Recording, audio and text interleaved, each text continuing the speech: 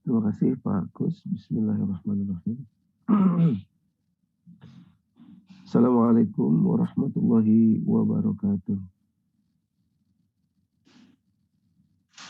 Alhamdulillah, alhamdulillahillazi anzala sakinata fi qulubil mu'minin liyazdadu imanan ma'a imanihim. Walillahi junudus samawati wal ard wa kana Allahu aliman hakima. Assalatu wassalam ala al-mab'uthur rahmatan lil alamin asyrafal anbiya'i wal mursalin wa ala alihi wa sahbihi ajma'in amma ba'd. Bapak Ibu hadirin yang dirahmati Allah, alhamdulillah segala puji, segala kemuliaan adalah hanya milik Allah, hanya mungkin dimiliki oleh Allah saja, karena Allah lah pemilik segala sesuatu di atas muka bumi ini maupun di langit. Kalimat Allah luar biasa, Quran surat ketiga ayat 109 yang sering saya sampaikan menjadi betul-betul pegangan dalam kehidupan sehari-hari. A'udzubillahi minasyaitonirrajim. Walillahi ma fis samawati wa ma fil ard wa ila Allahi turja'ul umur. Milik Allah lah semua, apapun. Ya, kalimat kata-kata ma di situ menunjukkan apa saja. Milik Allah lah apa saja yang ada di langit dan apa saja yang ada di bumi. Termasuk diri kita, termasuk tubuh kita, termasuk bagian terkecil dari dalam tubuh kita. Ya. Sel-selnya, DNA-nya, deoksiribonukleatik acidnya, kemudian semuanya, proses-proses yang terjadi dalam tubuh kita, semua adalah milik Allah Subhanahu wa Ta'ala. Oleh karenanya, tidak ada kemuliaan yang menjadi milik kita, karena semua adalah milik Allah Subhanahu wa Ta'ala. Kalimat itu, kalimat yang amat mulia dan mendalam sekali, filosofinya sangat mendalam, kalimat yang akan menjadi modal bagi manusia untuk masuk surga, yaitu kalimat hamdalah alhamdulillah. Kalimat-kalimat yang diucapkan manusia di dunia, sedikit sekali yang akan diucapkan lagi di surga. Seperti kalimat istighfar tidak akan ada lagi di surga. Kalimat istirja tidak akan ada lagi di surga. Tapi kalimat hamdalah, alhamdulillah, itu akan diucapkan lagi oleh para penghuni surga, manusia ya, yang masuk surga. Oleh karenanya tidak berlebihan kalau kita katakan kalimat alhamdulillah itu adalah modal untuk masuk surga. Ya, modal untuk masuk surga. Maka itu dalam setiap majelis, ya, mari kita luangkan waktu yang sungguh-sungguh untuk mencerna, mendalami lagi dan lagi kalimat alhamdulillah itu, agar dia jangan cuma menjadi formalitas saja, karena mungkin terlalu sering kita mengucapkan kalimat itu sehingga maknanya kita tertinggal. Jadi alhamdulillah, luar biasa. Tadi disebutkan Pak Kus, nikmat-nikmat yang berjejer yang Allah berikan kepada kita sampai hari ini, sampai detik ini, ya, segala macam bentuknya. Nah, kata Allah, walillahi ma fis samawati wa ma fil ard wa ilallahi turja'ul umur, dan segala urusan kembali semuanya kepada Allah. Salawat dan salam mari senantiasa kita sampaikan, kita limpah curahkan kepada junjungan kita, Nabi kita Muhammad Sallallahu Alaihi Wasallam. Demikian pula kepada seluruh keluarga, kepada seluruh sahabat beliau, dan kepada seluruh umatnya termasuk kita di dalamnya. Semoga kita ini istiqomah, Bapak Ibu. Ya, yang penting itu istiqomah. Kita doa supaya kita istiqomah. Walaupun sedikit, kecil, ya, kita ngaji, kita belajar, kita mengamalkan, mendakwahkan, tapi istiqomah terus-menerus. Istiqomah itu yang susah, karena iblis tidak akan tinggal diam. Dia tidak suka kalau ada seorang anak manusia itu yang istiqomah. Kalau belajar sekali waktu nggak apa-apalah gitu ya. Tapi jangan sampai istiqomah itu yang bikin iblis gusar gitu ya. Itu yang membuat iblis tidak bisa tinggal diam. Inilah yang ingin kita capai, istiqomah sampai nafas terakhir.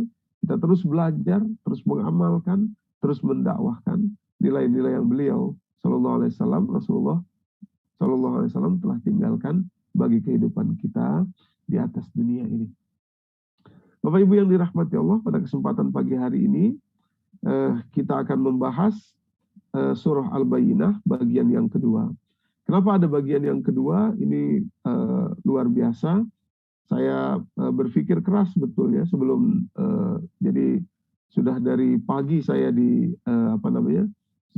ditanya oleh tim MMQ, Ustadz besok temanya apa gitu ya. Nah terus saya jawabnya baru sore itu mendekati mendekati maghrib, mohon maaf ya. Betul-betul karena saya berpikir untuk menyampaikan bagian kedua ini, karena bagian kedua inilah amat dahsyat ya, luar biasa. Demikian pula kemarin ada beberapa agenda ceramah sehingga baru bisa. Nah, Bapak Ibu yang dirahmati Allah, izinkan saya share screen di layar Bapak Ibu ya untuk kajian kita pagi hari ini. Mudah-mudahan bisa dilihat dengan jelas ya, dengan baik. Bagian yang kedua.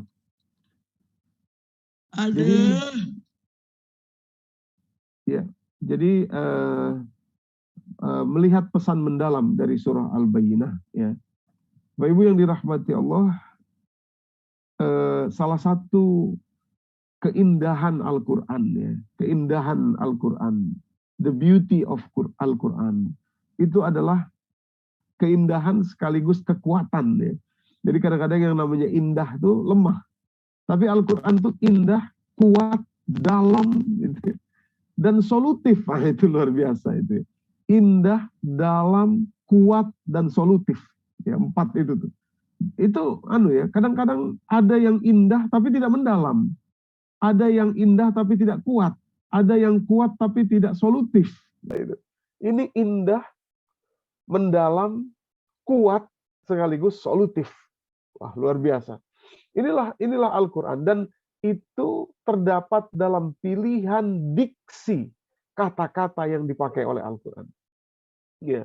Jadi kata-kata yang dipakai oleh Al-Qur'an, pilihan maksud saya, pilihan kata-kata yang digunakan oleh Al-Qur'an di tempat-tempat tertentu itu betul-betul indah, mendalam, kuat message-nya, dan solutif. Ya. Langsung solusinya itu. Solusinya itu simply, ya, simple, tapi to the point gitu ya, Bapak Ibu. Ya. Luar biasanya sekaligus mendalam dan indah ya, serta kuat ya. Luar biasa. Nah, Bapak Ibu yang dirahmati Allah, sebelum masuk kepada surah Al-Bayyinah, ini saya mencoba membawa kita, menggiring kita untuk memahami makna yang luar biasa tadi dari 4 sisi tadi, indah, mendalam, kuat, dan solutif dalam surah Al-Bayyinah ini. Saya ingin ambil satu contoh dulu supaya lebih rekat ya kepada pemahaman kita pada kesempatan pagi hari ini. Masih ingat di pembahasan kita beberapa waktu yang lalu mengenai surah Asy-Syurah atau Al-Insyirah ya Bapak Ibu ya. Al-Insyirah. Al-Insyirah kita masih ingat ya, atau Asy-Syurah. Al-Insyirah. Saya bawa ke sini supaya kita lekat cara kita melihatnya ya, cara pemahaman kita. Jadi bagaimana satu kata atau satu diksi ya itu betul-betul kalau diperhatikan mendalam, dilihat dan direnungi secara mendalam, kita masuk mendapatkan pemahaman yang mungkin di permukaan kita tidak dapatkan. Ya, jadi Al-Qur'an ini saya sering katakan seperti lautan ya. Kalau dari luar itu kita lihat indah ya, pantai itu kita lihat indahnya. Mungkin ada orang yang lihat indah, wah sudah luar biasa pantai itu. Tapi bagi sebagian orang begitu dia masuk ke dalam lautan itu, dia akan temukan lagi keindahan yang lebih luar biasa lagi. Dia snorkeling, divingnya sampai ke dalam gitu. Ya, dan hebatnya lagi, ya, lautan ini kita masuk hari ini di titik A misalkan, di titik 1 misalkan. Besok kita masuk lagi di titik yang sama, kita akan menemukan keindahan yang berbeda. Ya, itu lautan, Bapak Ibu yang dirahmati. Begitulah Al-Qur'an itu. Ya, diksinya. Al-Qur'an sendiri mengumpamakan itu dengan langit, ya, dengan bintang, ya, dengan gugusan bintang. Ya, gugusan bintang itu luar biasa. Ya, kita lihat gugusan bintang itu seolah-olah dekat kalau malam hari itu ya. Quran surat ke 56 ya, Bapak Ibu, surat Al-Waqiah. Silakan kalau mau buka dulu silakan. Ini hari ini kita akan menikmati keindahan Al-Qur'an ya, menikmati keindahan diksi di dalam surah Al-Bayyinah ya, Bapak Ibu. Nah, Al-Qur'an menyebutkan bahwa keindahan Al-Quran itu seperti bintang. Ya, kalau tadi saya mengumpamakan seperti lautan, ya ini seperti bintang. Quran surat ke-56 ayat yang ke-75. Ya, 75. Kalimat Allah, "Fala uqsimu bimawaqi'in nujum wa innahu laqasamun law ta'lamuna azim innahu laqur'anun karim." Ya. Jadi Allah bersumpah ya demi bintang mawaqi'in nujum, ya, bintang rasi bintang yang tidak bergerak itu, mawaqi'in nujum, wa innahu laqasamun law ta'lamuna azim innahu laqur'anul karim. Ya, ini adalah Al-Qur'an yang mulia. Kalau kita perhatikan, kalau kita renungi 3 ayat ini Bapak Ibu ya, 56 surat 56 ayat 70 berapa tadi? 75, 76, 77. Luar biasa. Bintang itu malam hari kalau kita lihat kayaknya deket banget gitu ya. Tapi kalau kita punya pesawat untuk menuju ke sana, Masya Allah, kita tidak akan cukup waktu kita. Karena bintang terdekat saja, kalau kita punya pesawat yang bisa terbang 300.000 km per detik, kecepatan cahaya, kita baru akan sampai 4 tahun non-stop ke bintang yang terdekat itu. Ya, ke bintang yang terdekat. Bintang itu kan matahari ya. Bintang itu matahari. Jadi kelihatannya dekat gitu Al-Quran itu, tapi begitu kita coba masuk ke dalamnya, kita akan menemukan galaksi-galaksi baru, kita akan menemukan jarak yang amat jauh, kita akan menemukan kedalaman yang luar biasa di situ. Ya. Seperti itulah Al-Quran. Dan luasnya itu tidak terhingga, Bapak Ibu yang dirahmati Allah. Ya, langit itu luar biasa ya. Perumpamaan ini luar biasa. Karena kita tahu langit itu kan expanding ya. Langit itu kan bergerak terus, expanding, melebar terus ya. Tahun 1979 seorang astronom di Amerika menemukan itu, namanya Edwin Hubble, yang kemudian namanya diabadikan sebagai teleskop terbesar di dunia sekarang yang ada di California, Bapak Ibu yang dirahmati Allah. Jadi bintang-bintang itu saling menjauhi, saling melebar terus langit itu, tapi di langit dunia Allah tetapkan beberapa bintang yang tidak berjalan, ya, artinya tidak berubah atau perubahannya kecil, ya, perubahannya kecil, sehingga kita bisa melihat itu sebagai pola atau rasi bintang. Itu dibuat Allah, ya, dibuat Allah agar menjadi panduan dalam perjalanan kita di atas muka bumi ini, ya.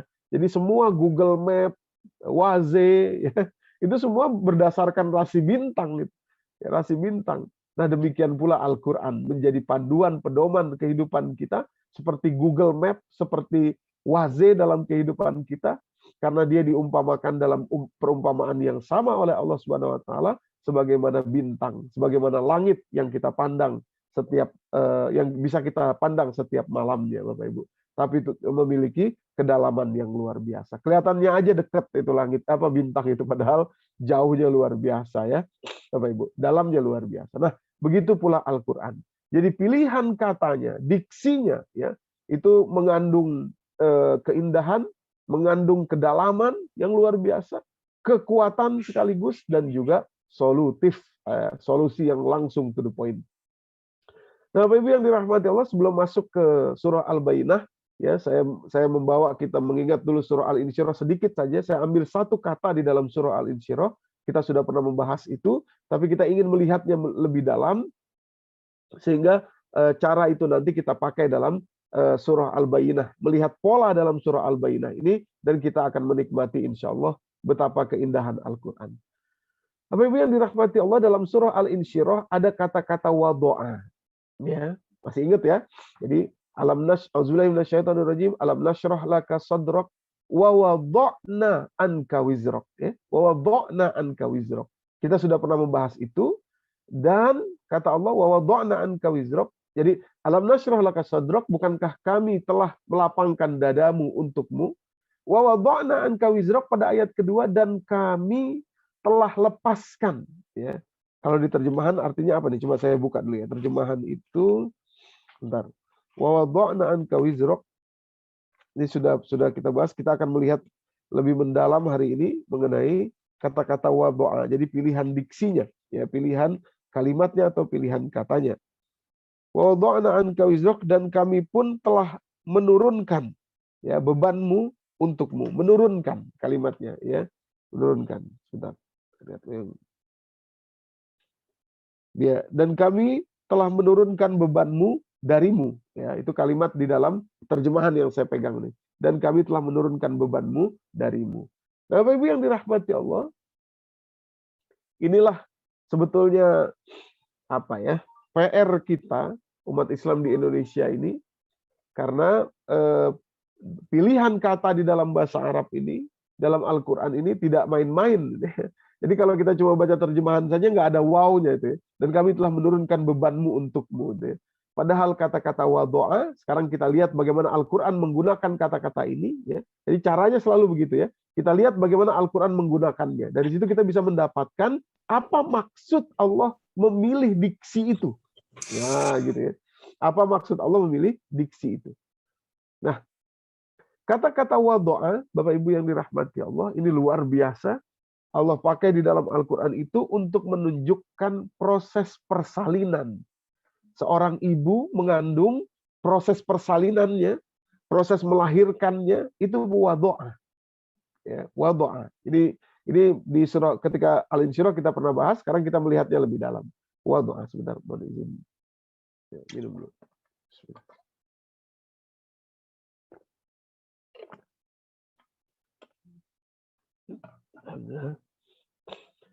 Contoh, Quran surat ketiga, Ali Imran, ayat 36. Bapak Ibu. Ya, jadi kita mengembalikannya kepada Al-Quran, bagaimana Al-Quran menggunakan kata tersebut, artinya Allah punya message di situ. Kenapa Allah memilih kata-kata ini, ya, diksi ini untuk dipakai menjelaskan tentang beban yang lepas, ya, beban dada yang lepas, gitu ya, beban dada yang lepas, tapi dipakai kata-kata wadoa. Nah, kata-kata wadoa oleh Allah Subhanahu Wa Taala pada ayat 36 ya, surah Ali Imran, ya. Kalimat Allah begini, falamma wadu'atha. Nah, ini ya, wadu'a. Nih. Sorry. Nah. Falamma wadu'atha, wadu'a. Qalat rabbi inni wadu'tuha. Dua. Unsa. Wallahu a'lamu bima wadu'at. Tiga. Ya. 3 kali digunakan di ayat ini. Wadu'a, wadu'a, wadu'a. Dalam bentuk yang berbeda.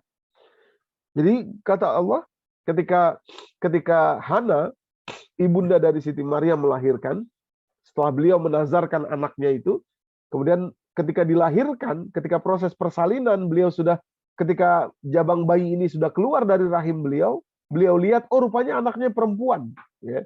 Padahal tadi dinazarkan gitu ya, pengennya laki-laki dinazarkan untuk menjadi muharrir, ya, menjadi muharrir. Kita pernah juga membahas apa itu muharrir. Nah, ketika itulah beliau mengatakan, falamma wadu'atha, ketika Hana melahirkan, artinya keluar jabang bayi itu dari rahim beliau, falamma wadu'atha, qalat rabbi inni wadu'tuha unsa. Ya Allah, saya melahirkan seorang anak yang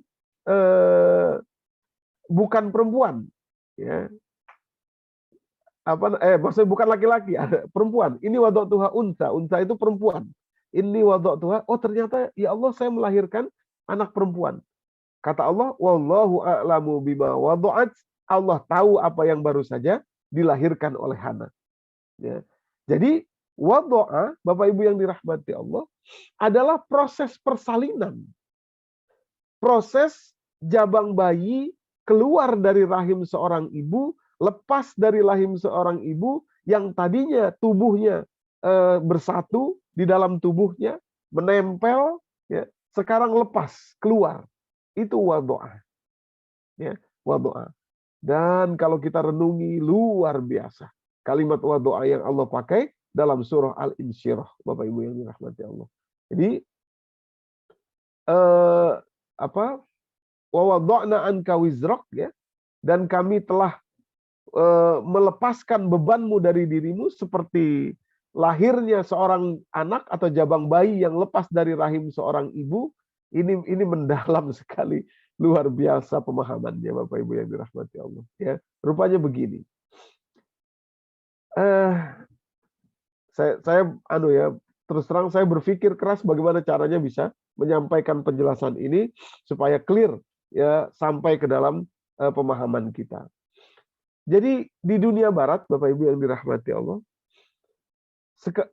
betul-betul sekarang itu populer sekali yang namanya forgiveness therapy.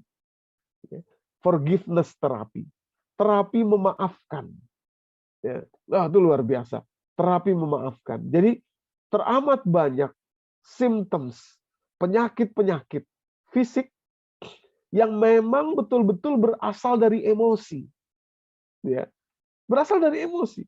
Dan ini kita temukan di saya sendiri beberapa kasus menemukan luar biasa banyak sekali. Ya. Apa namanya? Fisik, ya, sakit fisik didasari dari emosi. Terapi yang sangat baik, yang sangat bagus, yang mencapai betul-betul persentase kesembuhan yang amat tinggi, Bapak Ibu yang dirahmati Allah. Ya, ini banyak sekali. Yaitu namanya forgiveness therapy. Maksud saya banyak sudah buktinya. Ini beberapa buku yang saya sampaikan nih di layar Bapak Ibu. Ya, ada forgiveness therapy, the forgiving for life, the power of forgiveness. Ini buku-buku yang luar biasa, yang terkemuka saja, yang ada sekarang beredar di mana-mana. Kemudian ada lagi the new freedom of forgiveness, ya, ditulis oleh berbeda orang. Kemudian ada forgiveness is a choice, a step by step process for resolving anger and restoring hope. Wah, ini luar biasa. Cerita tentang bagaimana meredam amarah, bagaimana kemudian membuat lagi harapan dalam kehidupan ini. Kisah di situ orang yang kena kanker ini, kanker itu sembuh. Orang yang terkena penyakit ini, penyakit itu, yang sudah divonis ini, vonis itu sembuh, ya, dengan forgiveness ini, ya, forgiveness terapi ini. Unconditional forgiveness ini juga luar biasa, ya. Mary Hayes Grisho yang menulis a simple and proven method to forgive everyone and everything. Di situ juga dijelaskan bagaimana forgiveness itu membuat orang, unconditional forgiveness itu membuat orang betul-betul sehat, ritme jantungnya, betul-betul sehat kehidupannya secara fisik, ya, karena forgiveness terapi ini. Nah, di antara banyak buku itu yang paling menurut saya yang paling luar biasa adalah ini, Forgiveness the Greatest Healer of All, ya. Forgiveness itu adalah penyembuh terbaik dari semuanya menurut sang penulis, ya. Gerald Jampolsky namanya ini, penulisnya ini.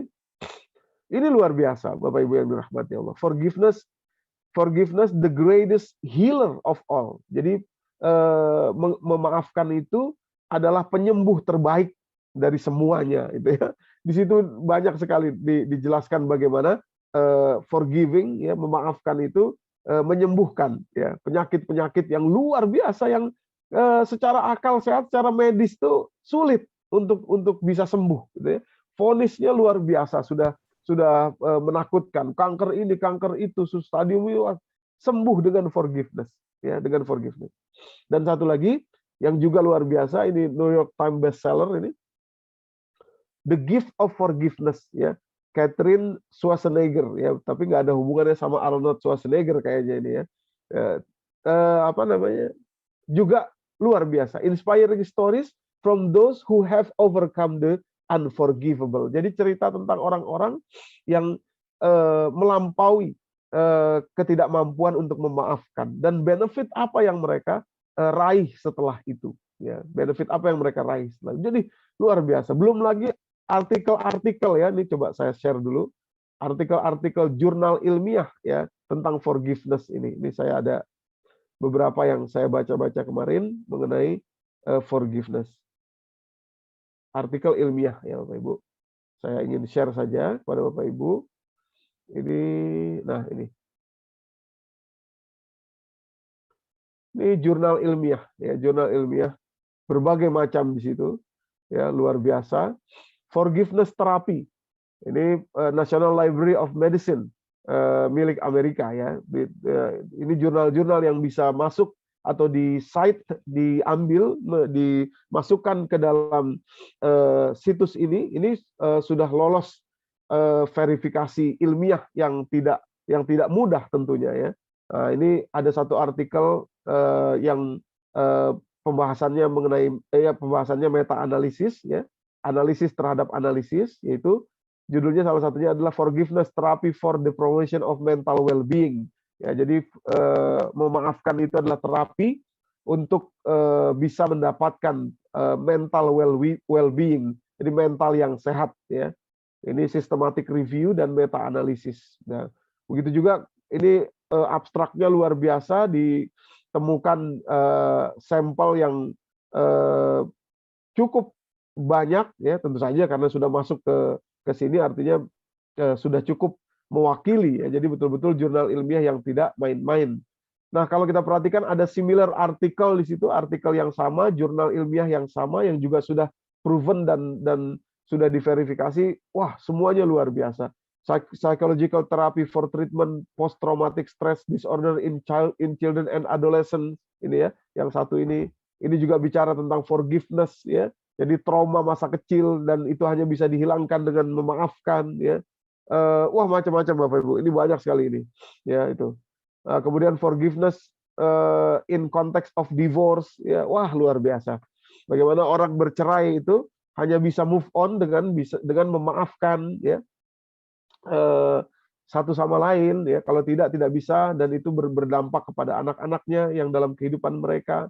Kemudian intervensi forgiveness atau memaafkan dalam usia tua, ya, in older adult, ini dampaknya luar biasa di orang-orang yang sudah berumur cukup senior, ya.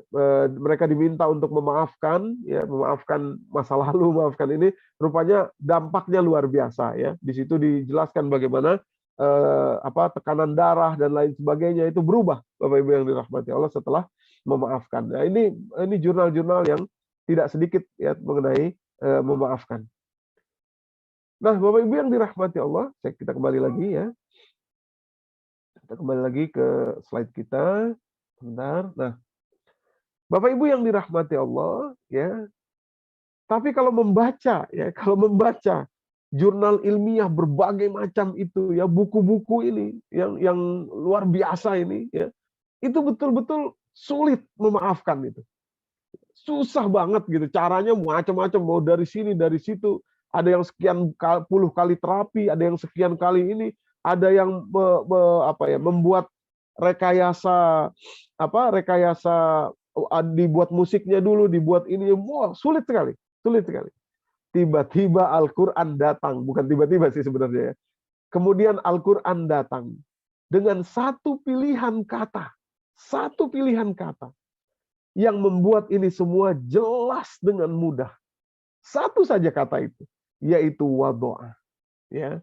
Jadi wa wada'na anka wizrak, Bapak Ibu yang dirahmati Allah, ya. Seperti seorang ibu mengandung 9 bulan, ini perumpamaan yang dahsyat, betul-betul luar biasa. Seperti seorang ibu, dia membawa beban berat selama 9 bulan itu. Makan nggak enak, tidur nggak bisa, gitu ya. Dibawa jalan nggak enak, dibawa duduk nggak enak, dibawa berdiri nggak enak. Ya. Seperti itulah beban kemarahan, beban dendam, beban kecewa yang kita bawa di dalam dada kita. Nah, pilihan kata Allah, wa wada'na, seperti seorang ibu ketika sampai waktunya dia melahirkan, apa yang selama ini menyulitkan, menyusahkan dia bawa 9 bulan lebih itu, bahkan ada yang 11 bulan lebih, ya, hampir 12 bulan, gitu ya. Luar biasa. Dalam kandungan itu, Bapak Ibu yang dirahmati Allah, begitu keluar, ya, begitu keluar. Ini poinnya, ya, ini poinnya kenapa wawadha'na. Begitu beban ini keluar dari kandungannya, beban ini yang saya maksud itu adalah jabang bayi itu oleh sang ibu disayangi, Bapak Ibu yang dirahmati Allah. Disayangi. Maksudnya, luar biasa. Maksudnya kalau Anda ingin mendapatkan ingin bisa mendapatkan manfaat dari memaafkan, memaafkanlah seperti seorang ibu yang membawa beban berat 9 bulan itu, begitu keluar beban itu disayangi oleh dia. Begitu pula kita. Ya, kalau pingin lepas, kalau pingin benefitnya kepada kita, maka siapa yang kita dendami itu orang ini, mungkin bukan kita dendami, tapi membuat sakit hati kita sekian bulan, sekian tahun, mungkin sekian puluh tahun, maka tidak ada terapi lain kecuali kita mulai menyayangi orang itu. Loh, kok menyayangi gimana Ustadz? Nah, luar biasa ya. Jadi Bapak Ibu yang dirahmati Allah, ya, kita pernah mendengar satu hadis, ya ini filosofi hebat Al-Quran tadi ya saya sampaikan. Apa yang dikeluarkan dalam persalinan itu kemudian disayangi, walaupun selama ini telah menyusahkan. Inilah filosofi hebat Al-Quran mengenai memaafkan. Jadi kita pernah dengar satu hadis ya, Bapak Ibu yang dirahmati Allah, hadis yang anonimus nih orangnya nih ya. Diriwayatkan oleh sahabat Abdullah ibnu Umar. Abdullah ibnu Umar radhiyallahu anhu itu adalah anak dari Umar bin Khattab radhiyallahu anhu. Beliau termasuk sahabat yang muda kan, ya, masih anak muda ketika itu. Nah, suatu kali Rasulullah dalam sebuah forum ya di masjid lagi ngajar beliau, tiba-tiba beliau berhenti sebentar. Kemudian beliau bilang, sebentar lagi akan masuk seorang penghuni surga. Ya. Loh, sahabat bingung semua. Karena sahabat-sahabat terkemuka ada di situ semua, sudah ada. Sayyidina Abu Bakar, Sayyidina Utsman, Sayyidina Umar, Sayyidina Ali, kemudian Zubair, semua sudah ada di situ. Ya, tapi Rasulullah katakan, sebentar lagi akan masuk seorang penghuni surga. Ya. Gak lama kemudian masuk seseorang yang para sahabat nggak kenal siapa nih orang itu. Ya. Just somebody gitu ya, cuma seseorang gitu, nggak dikenal, nggak terkenal ya, bahkan gayanya tuh disampaikan dalam hadis itu sambil nenteng sendal, jadi ibaratnya orang biasa banget lah gitu ya. Wah, orang pada ngelihat, oh ini orangnya nih disebut Rasulullah, kemudian naruh sendal abis wudhu, kira-kira begitu ya gambarannya, kemudian duduk ngikut taklim ya. Rasulullah lanjutkan lagi taklim yang sedang beliau lakukan itu sampai selesai, udah selesai. Beberapa hari kemudian begitu lagi. Dalam taklim itu Rasulullah katakan, sebentar lagi akan masuk penghuni surga. Lagi-lagi sahabat, wah apa orang yang kemarin lagi nih? Karena sahabat ada semua bersama dengan Rasulullah ketika itu. Rupanya betul. Nggak lama kemudian berjalan lagi masuk orang yang kemarin itu. Yang bahkan namanya tidak dikenal oleh para sahabat. Di hadis itu pun nggak ada namanya.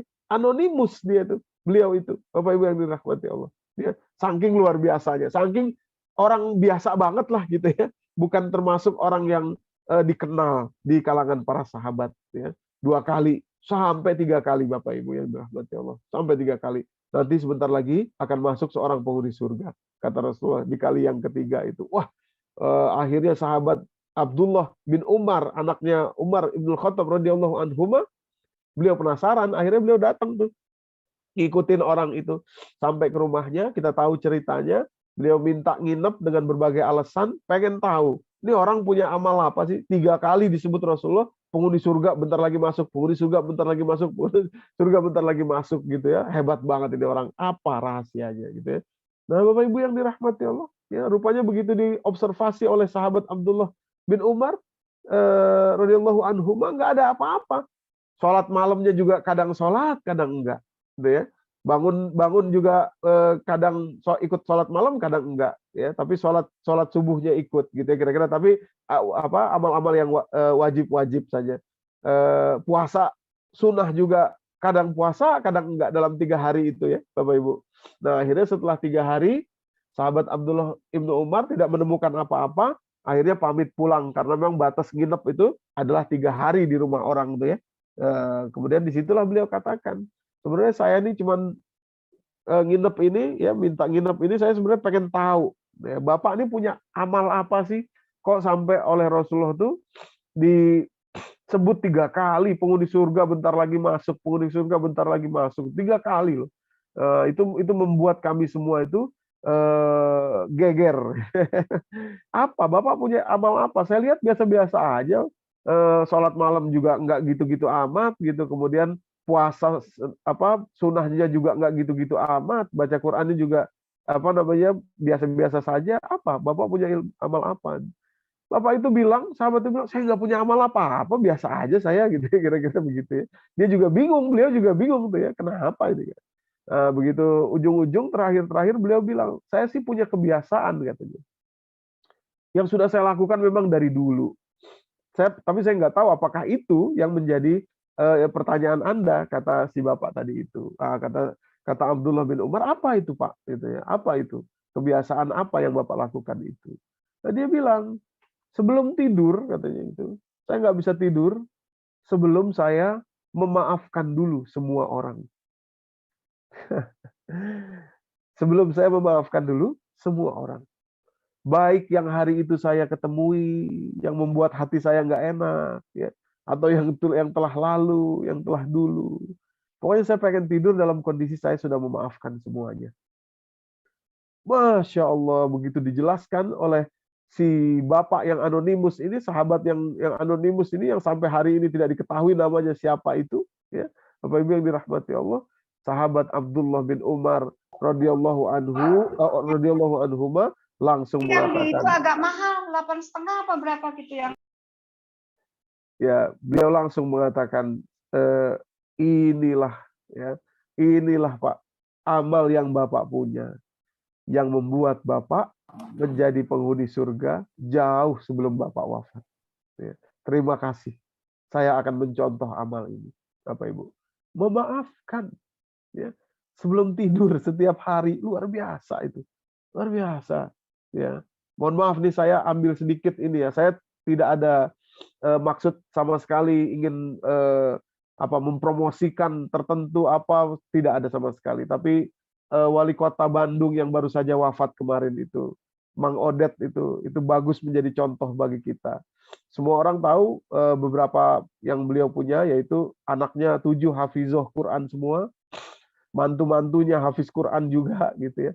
Di mana-mana baca Quran, di mana itu ya. Tapi beliau punya satu amal tuh yang oleh istrinya diceritakan. Beliau selalu mengamalkan ini. Sebelum tidur, maafin orang. Kalau sempat kelupaan, nggak maafin, ya tidurnya nggak nyenyak. Kebangun dalam tengah tidur, bermimpi gitu, seperti orang ngigo gitu. Kemudian bangun, di situ, oh iya, belum maafin tadi, maafin dulu, lanjut tidur lagi. Itu amalnya beliau, amal rahasianya Mang Odet itu, Bapak Ibu yang dirahmati Allah, yang wafat ketika akan naik ke mimbar sholat Jumat, ya, akan naik ke mimbar untuk khutbah Jumat. Bayangkan di dunia politik, dunia yang sangat kotor, dunia yang sangat luar biasa, orang-orang yang culas, orang-orang yang curang gitu di situ semua gitu ya. Tapi beliau bisa, yang kita saksikan ya, begitu luar biasa keindahan, indahnya saat-saat atau cara wafatnya itu ya. Satu amal itu yang beliau punya itu, salah satunya yang rahasia adalah selalu memaafkan ya sebelum tidurnya, Bapak Ibu. Jadi maksud saya kata-kata wadoa ya di surah Al-Insyirah ini betul-betul akan lapang dada kita, akan lapang fisik kita ini, sehat fisik kita ini, kalau kita mampu memaafkan sampai menyayangi. Seperti seorang ibu yang mengandung 9 bulan tadi, begitu keluar bebannya itu disayangi. Luar biasa. Silahkan, ini mah coba langsung sendiri deh masing-masing, silahkan. Siapa yang masih ada mengganjal dalam hati kita, catetin namanya itu. Bapak Ibu, catetin, gampang aja. Sebelum tidur doain dia. Ya. Doakan dia yang terbaik, yang paling baik, doain dengan penuh kasih sayang. Ya Allah, doa mudah-mudahan si Bapak Anu husnul khotimah. Mudah-mudahan anaknya soleh-solehah ya Allah. Mudah-mudahan surganya surga Firdaus, ampunin semua dosanya dengan sungguh-sungguh, dengan kasih sayang itu, dengan ini ya, dengan kelapangan itu, Bapak Ibu, luar biasa itu ya. Lapang dada Anda, lapang betul-betul kondisi kejiwaan kita ya, kondisi Anda, kejiwaan kita itu lapang betul-betul, dan dampaknya kepada fisik kita. Dampaknya kepada fisik kita. Itu tuntas. Al-Quran kata-kata wadokna itu tuntas. Makanya lapang. Alam nasyrah laka sodrok. Tapi nggak gampang ya Ustadz kalau begitu. Ya iyalah, Masa gampang? Karena enggak gampang itu makanya luar biasa gitu ya, luar biasa Bapak Ibu. Nah, doakan siapapun itu ya. Ada yang tanya, gimana kalau orangnya non Islam Ustadz? Ya doakan dia masuk Islam, doakan dia dapat hidayah, doakan dia diampuni dosanya oleh Allah. Apa yang kita pingin untuk diri kita, doain buat dia. Wah, itu baru betul-betul tuntas, solutif betul-betul Bapak Ibu yang dirahmati Allah. Ya, solutif betul-betul. Dan kita betul-betul menjadi orang yang dilindungi Allah tadi itu, ya. Luar biasa. Saya membawa kata-kata wado'na ini atau wado'a ini ya untuk mendalami surah Al-Bayyinah ini karena kata-kata wado'a ini atau wado'na ini sering kita baca alam nasrullah, bahkan saya sering ketemu beberapa orang itu memang dari kecil dia dilazimkan baca surah Al-Insyirah ya. Jadi setiap sholat baca surah Al-Insyirah, setiap sholat baca surah Al-Insyirah. Tapi saya yakin mendalami kata-kata wado'na itu dan bagaimana cara memaafkannya seperti itu tuh, itu mungkin belum kita pahami selama ini. Nah, itulah keindahan Al-Quran, the beauty of Al-Quran, pilihan diksinya, kata-katanya itu luar biasa. Ditempatkan Allah itu untuk filosofi yang betul-betul dahsyat betul, ya dahsyat betul. Ini saya yakin bidang ilmu psikologi ini selesai semua itu dengan kata-kata wado'na itu ya. Ya itu ya tadi buku-buku yang sekian banyak itu rumit sekali memaafkan begitu oleh Al-Quran sudah wa wado'na anka wizrak. Kalau kamu bisa seperti itu selesai semuanya. Aduh, ya, simple, ya, indah, dalam, kuat, solutif, langsung to the point, ya.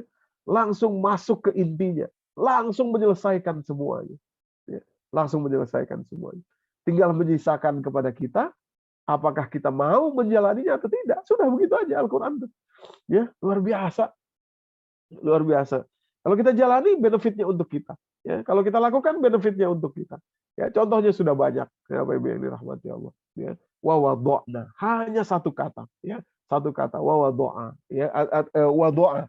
Ya, wawado'na anka wizrok. Ya, jadi harusnya melahirkan seperti filosofi seorang ibu yang bersalin atau melahirkan Bapak Ibu. Nah, itu kata-kata wado'a. Ya, jadi luar biasa ya ininya ya filosofi di dalamnya itu. Nah, sekarang seperti itu juga ya melihatnya, cara melihatnya atau cara merenunginya. Nah, kita merenungi surah Al-Bayyinah.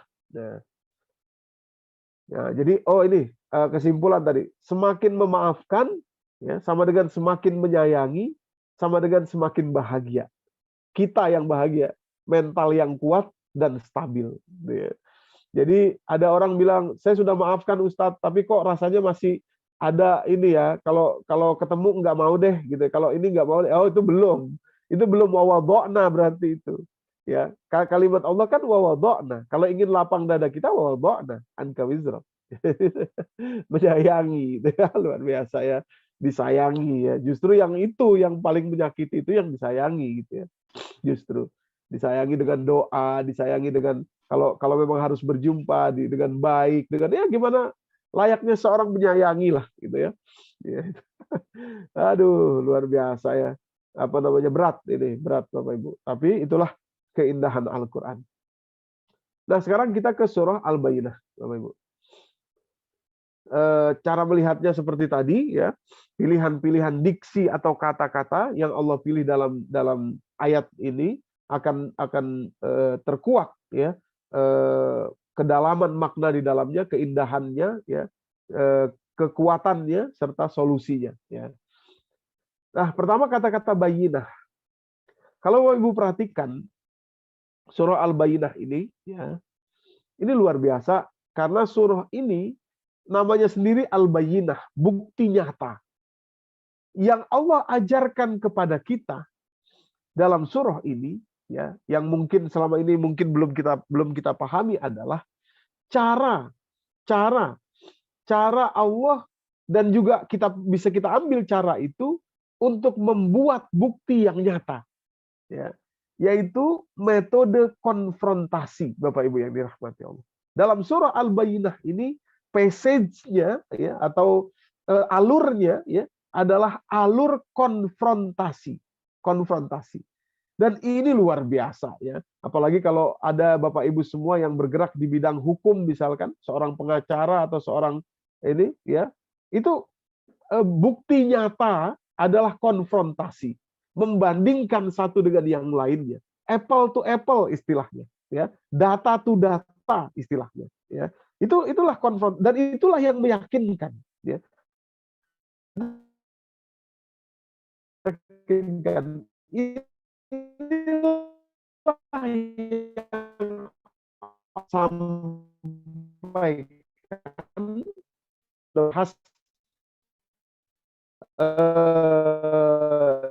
pertemuan lalu kesempatan hari ini ya, ada 3 ya, tapi betul-betul ini butuh perenungan. Ada 3. Yang pertama adalah pilihan kata bayyinah ya, pilihan kata bayyinah. Kata-kata bayyinah itu dalam surah ini ada 2, Bapak Ibu yang dirahmati Allah ya, ada 2 ya, dan dua-duanya itu di ending ayat, di akhir ayat ya, di akhir ayat. Ini sekarang kita sedang agak mundur, bukan mundur, agak menjauh ke belakang untuk bisa melihat polanya ya, untuk bisa melihat keindahan polanya. Di kalimat Allah, maka itu ayat 2 dan 3 saya kecilin di situ ya. Kalau Bapak perhatikan di layar itu ayat 2 dan 3 saya kecilin. Kita fokus kepada dua ayat, yaitu 1 dan 4 di mana ada kata-kata bayyinah di situ ya. Jadi kita fokus di sini, ayat ini, 2 ini. Kalimat Allah yang pertama menggunakan kata bayyinah di ayat pertama. Lam yakunil ladzina kafaru min ahlil kitabi wal musyrikina munfakina hatta ta'tiyahumul bayyinah. Orang-orang musyrik dan orang-orang ahlul kitab tidak akan meninggalkan apa yang mereka sembah sampai mereka melihat atau mendapatkan bayyinah, bukti nyata. Bukti nyata. Oke. Ini adalah klaim dari orang-orang itu. Klaim dari orang-orang ahlul kitab, klaim dari orang-orang musyrik sebelum datangnya bayyinah, sebelum datangnya al-bayyinah, bukti yang nyata. Ya. Di ayat keempat, begitu datang bukti nyata itu, mereka justru terpecah belah. Wa ma tafarraqal ladzina utul kitaba illa mim ba'di ma ja'athumul bayyinat. Jadi kalau kita perhatikan di situ, kalimat pertama agak mendalam ya Bapak Ibu, mohon waktu dan fokus sebentar. Jadi lam yakunil ladzina kafaru min ahlil kitabi wal musyrikina munfakkina hatta. Satu ada hatta, di bawah ada illa ya, illa. Ya, dan ujungnya ada bayyinah. Ujungnya ada bayyinah ya. Ini pilihan diksi bayyinahnya ini yang ingin saya ketengahkan. Tapi ada kalimat begini. Dan orang musyrik serta orang ahlul kitab tidak akan meninggalkan apa yang mereka sembah selama ini sampai dengan hatta, sampai dengan ya, hatta ta'tiyahumul bayyinah, sampai dengan. Bapak Ibu, dalam kata-kata sampai dengan hatta ya, itu kan artinya begini ya. Misalkan saya bilang kepada diri saya bilang begini, dalam bulan Ramadan saya tidak akan makan sampai dengan terdengar azan maghrib. Ya. Artinya setelah azan maghrib saya makan. Ya. Itu hatta ta'tiyahumul bayyinah. Ya. Nah, klaim ini, klaim bayyinah itu oleh Allah dikonfrontasi dengan kenyataannya. Yaitu pada ayat keempat. Dikonfrontir dengan kenyataannya. Yaitu wa ma tafarraqal ladzina utul kitab, dan para ahli kitab berpecah belah. Berpecah belah, sebagian beriman, sebagian tidak. Illa, mereka tidak berpecah belah kecuali setelah datangnya bayyinah ini. Ya, jadi yang tadinya janji sampai dengan, sekarang Allah ubah dengan kata-kata justru bayyinah inilah yang membuat mereka terpecah belah. Ya, terpecah belah. Jadi ini luar biasa. Ini semacam tuntutan kepada orang ahli kitab dan semacam ajaran Allah kepada Rasulullah. Inilah cara mengkonfrontirnya. Ya. Dulu Anda bilang Anda akan beriman setelah datangnya ini, hatta. Sekarang justru karena datangnya ini Anda tidak beriman. Nah, tapi cara Allah meletakkannya ya itu di dua ayat yang dua-duanya itu betul-betul alurnya sama, ya, alurnya sama, ujungnya bayinah juga, bukti nyata, ya. Jadi mudah-mudahan Bapak Ibu bisa melihat bagaimana cara Allah mendidik kata-kata bayinah itu kepada Rasulullah dan kepada kita. Ini loh caranya untuk membuat bukti yang nyata, mengkonfrontir. Oke, mengkonfrontir. Ini satu. Yang kedua, Bapak Ibu yang dirahmati Allah, mengkonfrontir. Jadi gini, saya tambahkan satu ayat di surat kedua ayat 89 mengenai perubahan yang terjadi kepada orang-orang ahli kitab dan musyrik. Ya, awalnya mereka mengatakan nanti setelah datang bayinah saya akan beriman, kemudian justru bayinah itulah yang membuat mereka tidak beriman, gitu ya. Dan itu dikonfrontir, dihadap-hadapkan oleh Allah sehingga jelas yang mana yang hitam, yang mana yang putih. Nah, ayat 89 dari surah Al-Baqarah menjelaskan itu secara lebih detail, Bapak Ibu yang dirahmati Allah. Kalimat Allah begini, kalau pakai rasam yang Utsmani biasanya ada di atas, ya, sebelah kiri paling atas tuh. Kalimat Allah, walamma ja'ahum kitabun min 'indillahi musaddiqun lima ma'ahum wa kanu min qablu yastaftihuna 'alal ladzina kafaru. Dan setelah datang Al-Qur'an dari Allah membenarkan apa yang ada pada mereka, padahal mereka sebelumnya memohon untuk datangnya seorang nabi, mereka nunggu-nunggu kapan datangnya nabi baru untuk kemenangan mereka, ya. Falamma ja'ahum ma'arofu, dan kemudian setelah datang apa yang mereka kenal, yaitu Rasulullah atau al-bayinah dalam konteks kita ini, ya. Falamma ja'ahum ma'arofu kafarubih, justru mereka mengingkari itu. Fala'natullahi 'alal kafirin. Jadi sebetulnya ahli kitab, orang-orang ahli kitab, orang-orang musyrik dan ahli kitab itu, mereka pernah berkata, mereka menunggu datangnya nabi ini untuk kepentingan keagamaan, ya, untuk memenuhi janji Allah akan kemenangan umat beragama. Tapi justru setelah datangnya Rasulullah membawa Al-Qur'an ini, justru itulah yang mereka ingkari, ya. Falamma ja'ahum ma'arofu kafaru bihi fala'natullahi 'alal kafirin. Bapak Ibu yang dirahmati Allah, ya. Jadi pilihan kata bayinahnya, ya, dalam struktur kalimat ini, ya, ini keindahan yang luar biasa, konfrontasi yang Allah lakukan dari apa yang dulu disampaikan oleh Bani Israil, oleh Ahlul Kitab, dan kenyataannya sekarang. Ini cara yang luar biasa untuk menunjukkan bayinah, bukti. Itu satu. Yang kedua, Bapak Ibu yang dirahmati Allah, yang kedua adalah pilihan kata-kata Allah yang tidak biasa dalam ayat ke-6 dan ayat ke-7. Ini tidak biasa dalam konteks Al-Qur'an karena biasanya, ya, kalau ada perbandingan atau ada penjelasan tentang orang kafir pada ayat 1 dan balasan yang akan mereka terima, biasanya ayat berikutnya akan menjelaskan orang beriman atau sebaliknya, tapi dengan kata-kata wa, dengan huruf wau, dan, ya, dan. Nah, di ayat ini, di dua ayat ini sama-sama hanya memakai kata-kata inna. Ya, innallazina kafaru min ahlil kitab wal musyrikin fi nari jahannam, dan seterusnya. Innallazina amanu wa amilus solihati ulaika hum khairul bariyah jazaohum inda rabbihim jannatu adlin. Jadi kalimatnya bukan wa, ya. Kita ambil contoh, mohon maaf ya, belum sempat saya masukin, Bapak Ibu, nggak cukup waktunya sampai tadi pagi itu. Ya, coba kita buka aja langsung, ya, di dalam Al-Qur'an passage-nya, ya, alurnya, ya. Yaitu saya ambil contoh dua di surat An-Nisa, surat keempat, Bapak Ibu. Ya, jadi ini tidak biasa di dalam Al-Qur'an, tidak biasa dipakai kata-kata inna, kemudian inna lagi untuk orang beriman dan orang kafir, atau sebaliknya, orang kafir dan orang beriman. Contoh surat An-Nisa, surat keempat, ayat ke-56, ya, 56. 56 sebelah kanan di pertengahan. Coba Bapak Ibu perhatikan di situ, ya. Kata surat An-Nisa ini ayat 56 dan 57-nya. Ya, 56 57-nya. Ya, dua ayat, ya, sama, ya. Terus ini juga dua ayat, ya. Ayat pertama bicara tentang orang kafir, ayat kedua bicara tentang orang beriman. dan balasan apa yang akan mereka terima nanti di hari akhir, ya. Kalau Bapak Ibu perhatikan di situ di awal ayat innallazina kafaru bi ayatina saufa nuslihim naro dan seterusnya, ya. Di ayat 57 ketika bicara tentang orang beriman, Allah tidak memakai kata-kata inna lagi, tapi memakai kata-kata wau. Wallazina amanu, ya. Beda, ya. Wallazina amanu.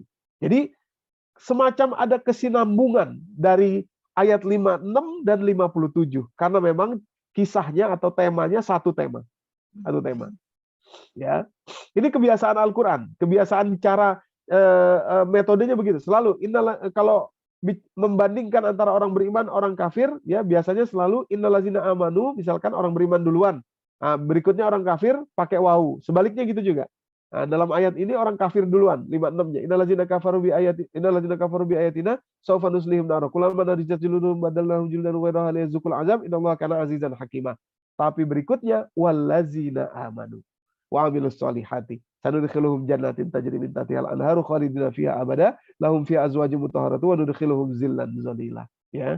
Jadi kalimat di awalnya itu inna dan wau, ya. Kalimat berikutnya adalah wau. Oke.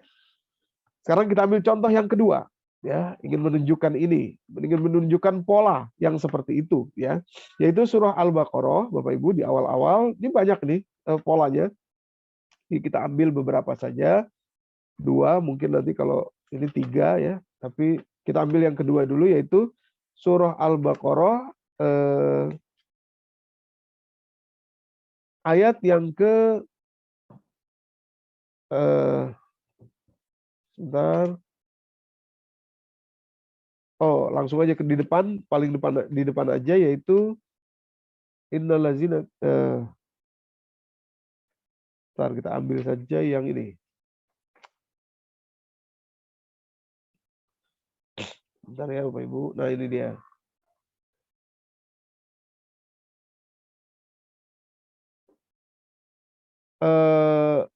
Ayat yang ke 38 dan 39, ya. 38 dan 39. 38 dan 39. Saya ingin menunjukkan wawunya, ya.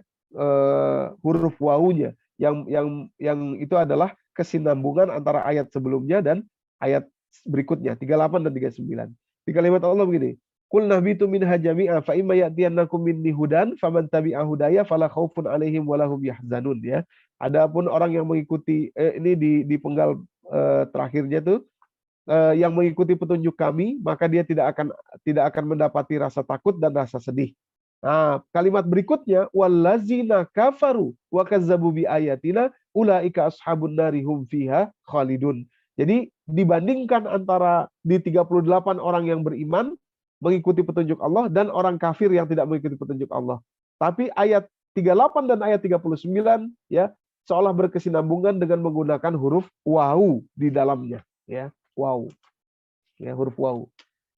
Demikian pula satu lagi, ya, ingin menguatkan saja surat yang sama, mumpung kita sudah di Al-Baqarah ini, surat yang sama, yaitu ayat keempat 81 dan 82, ya.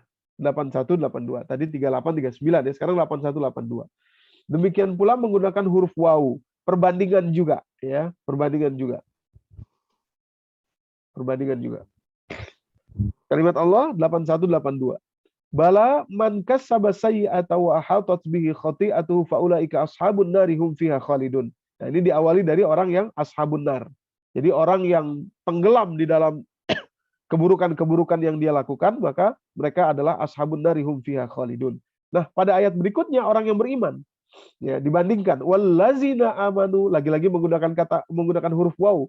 Wallazina amanu wa amilus shalihat ulaika ashabul jannati hum fiha khalidun. Jadi, ya, maksudnya kebiasaannya adalah, biasanya polanya adalah kalau membandingkan seperti ini, dua ayat membandingkan beriman dan tidak beriman, serta apa yang akan mereka terima, selalu menggunakan huruf wawu di ayat yang kedua.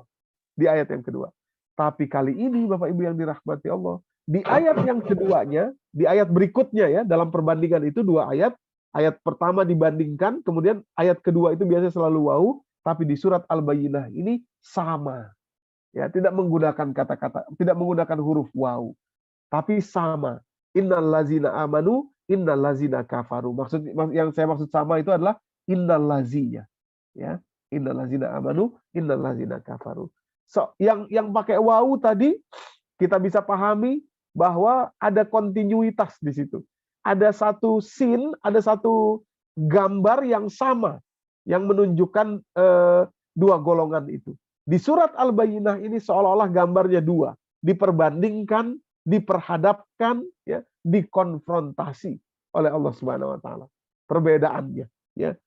Jadi sesuatu yang didekatkan, kalau dia berbeda itu akan jelas perbedaannya, Bapak Ibu yang dirahmati Allah. Ya. Maka itu kalimatnya innallazina kafaru min ahlil kitab dan seterusnya akan masuk neraka khalidina fiha. Berikutnya innallazina amanu wa amilus shalihat. Jadi perbedaannya itu nyata dengan dibandingkannya dua ayat ini, ya, bukannya memakai kata waw tapi memakai kata-kata inna, ya, di surat ini. Innallazina amanu, innallazina kafaru, dan ayat berikutnya innallazina amanu. Lagi-lagi metode konfrontasi. Kenapa begitu? Karena di surat ini, ya, kita sedang berbicara tentang sebuah bukti yang nyata, ya, bukti yang nyata. Bukti yang nyata itu mengkonfrontir, ya, mengkonfrontir. Dahsyat sekali, ya, bagaimana Allah mengajarkan metode konfrontasi ini, ya, Bapak Ibu. Oke, itu yang kedua. Sekarang yang ketiga. Yang ketiga, Bapak Ibu yang dirahmati Allah, ada kalimat bariyah. Dua kalimat bariyah di sini dalam surat ini, ya. Tadi ada dua kalimat bayyinah, kemudian ada dua kalimat inna, ya, yang itu tidak lazim, tidak biasa di dalam Al-Qur'an. Sekarang yang ketiga, ada dua kalimat atau kata bariyah, ya. Jadi kadang-kadang saya menggunakan kata kalimat, kadang-kadang kata, ya. Kenapa? Karena di dalam bahasa Arab itu yang namanya kata itu kalimat, Bapak Ibu. Jadi kalimat itu dalam bahasa Arab itu artinya kata sebetulnya. Jadi kadang-kadang suka ketuker. Jadi bariyah. Kata-kata bariyah ada dua. Yang betul-betul ini adalah kita lihat juga konfrontasi, perbandingan juga, perbandingan yang nyata sekali, ya, dikonfrontir, ya, apple to apple, ya, istilahnya itu, ya.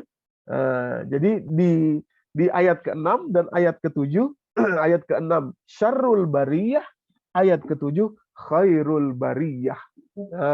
Yang menarik adalah Bapak Ibu yang dirahmati Allah, ketika Allah Subhanahu wa taala mengatakan syarrul bariyah, vonis terhadap orang-orang kafir, syarrul bariyah, seburuk-buruk penciptaan, ya, syarrul bariyah, itu terjadi nanti, ya, setelah mereka masuk neraka jahanam, ya, khalidina fiha, ulaika hum syarrul bariyah. Mereka itulah yang seburuk-buruknya ciptaan. Sementara ketika orang beriman divonis khairul bariyah itu mulai dari dunia sebelum mereka masuk surga. Maka itu kalimatnya di syarrul bariyah, innallazina kafaru min ahlil kitab wal musyrikin fi nari jahannam, mereka di dalam neraka jahanam, ya, khalidina fiha, mereka abadi di dalamnya, ulaika hum syarrul bariyah. Disitulah mereka baru mendapatkan gelar syarrul bariyah. Sementara orang beriman, innallazina amanu wa amilus shalihati ulaika hum khairul bariyah. Langsung divonis khairul bariyah, padahal belum masuk surga. Pada ayat ke-8-nya baru kita tahu ada kalimat jazaohum inda rabbihim jannatu adnin tajri min tahtihal anharu khalidina fiha abada. Ya. Jadi maksudnya luar biasa ini, ya, Bapak Ibu, ya. Luar biasa. Yang pertama, betul-betul menunjukkan bangganya Allah kepada orang beriman. Mereka belum masuk surga sudah divonis oleh Allah khairul bariyah, sebaik-baik penciptaan, sebaik-baik makhluk. Kenapa? Karena orang beriman yang mengikuti bayyinah ini, mengikuti bukti nyata ini, mereka akan memberi dampak yang baik dalam kehidupan ini. Bapak-Ibu yang dirahmati Allah, dampak yang baik. Sementara orang-orang yang tidak mengikuti, ya, tidak memberi dampak yang baik. Ya, itu yang pertama. Maka itu khairul bariyah divonis sebelum masuk surga, Sementara syarrul bariyah divonis setelah masuk neraka nanti. Yang kedua, kalau kita perhatikan di sini Bapak Ibu yang dirahmati Allah, syarrul bariyah itu ditetapkan atau divonis begitu mereka masuk neraka jahanam, di situ Allah katakan syarrul bariyah nantinya. Kenapa? Karena kedustaan mereka ini masih berlanjut, belum selesai. Walaupun mereka sudah wafat, kedustaannya belum selesai. Luar biasa. Kedustaannya belum selesai. Kedustaannya itu masih akan ada episode terakhir nanti di hadapan Allah. Mereka masih berdusta lagi. Ya. Mana dalilnya? Sekali lagi mohon maaf belum saya masukkan. Kita buka saja langsung Quran surat ke-6 Al-An'am, Bapak Ibu. Ya.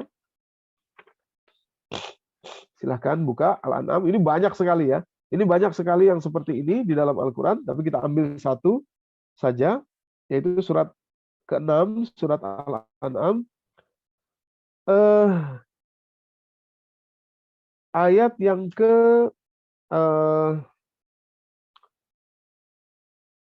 kita ambil saja ayat yang ke-22, 23, 24. 22, 23, 24 dari surat ke-6 ya. Bentar.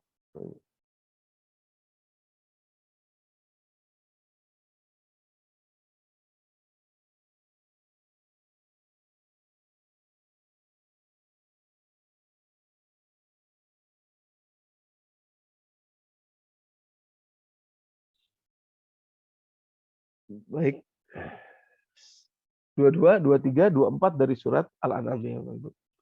Kita perhatikan di situ bagaimana orang-orang ini masih akan berdusta nanti di hadapan Allah. Itu sebabnya vonisnya masih ditunggu ya untuk adegan terakhir nanti. Kalimat Allah sekarang 22 ya. Wa yauma nahsyuruhum jami'an tsumma naqulu lil ladzina asyraku aina syurakaukumul ladzina kuntum taz'umun. Ya, jadi nanti di hari kiamat itu wa yauma nahsyuruhum jami'an, ketika mereka dikumpulkan semua, Allah katakan atau dikatakan kepada orang-orang yang musyrik tadi itu ya, tadi allazina kafaru min ahlil kitabi wal musyrikin tadi, aina syurakaukumul ladzina kuntum taz'umun. Mana yang kamu syiriki dengan aku, kata Allah begitu ya, kira-kira begitu. Mana dia yang dulu kamu duakan dengan aku. Nah, pada ayat 23-nya, "Tsumma lam takun fitnatuhum illa an qalu wallahi rabbina ma kunna musyrikin." Kemudian pada ayat ke-23 mereka menjawab begini. Jawaban mereka tentu saja amat berdusta, itu jawaban mereka. Mereka bersumpah, "Enggak kok, kami enggak syirik. Kami tidak menyembah kecuali hanya Allah saja." Jawaban mereka itu ya.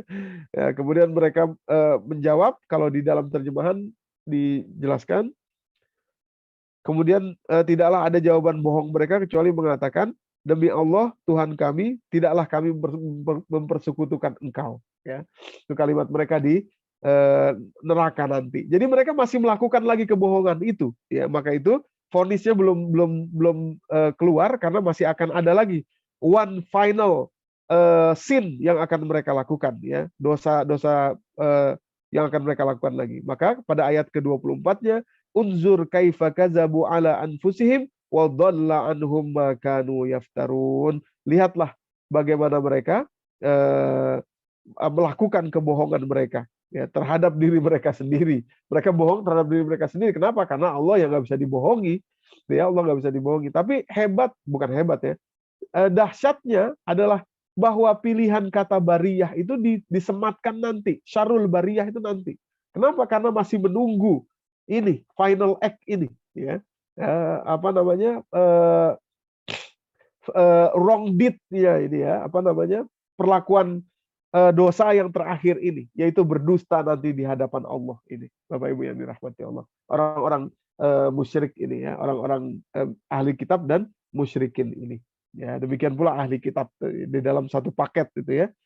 Itu salah satunya. Ini banyak yang seperti ini, banyak Bapak Ibu di dalam Al-Quran, di berbagai surat ya, banyak. Kita ambil satu saja, surah Al-An'am, surah ke-6, 22, 23 dan 24 tadi ya. Benar.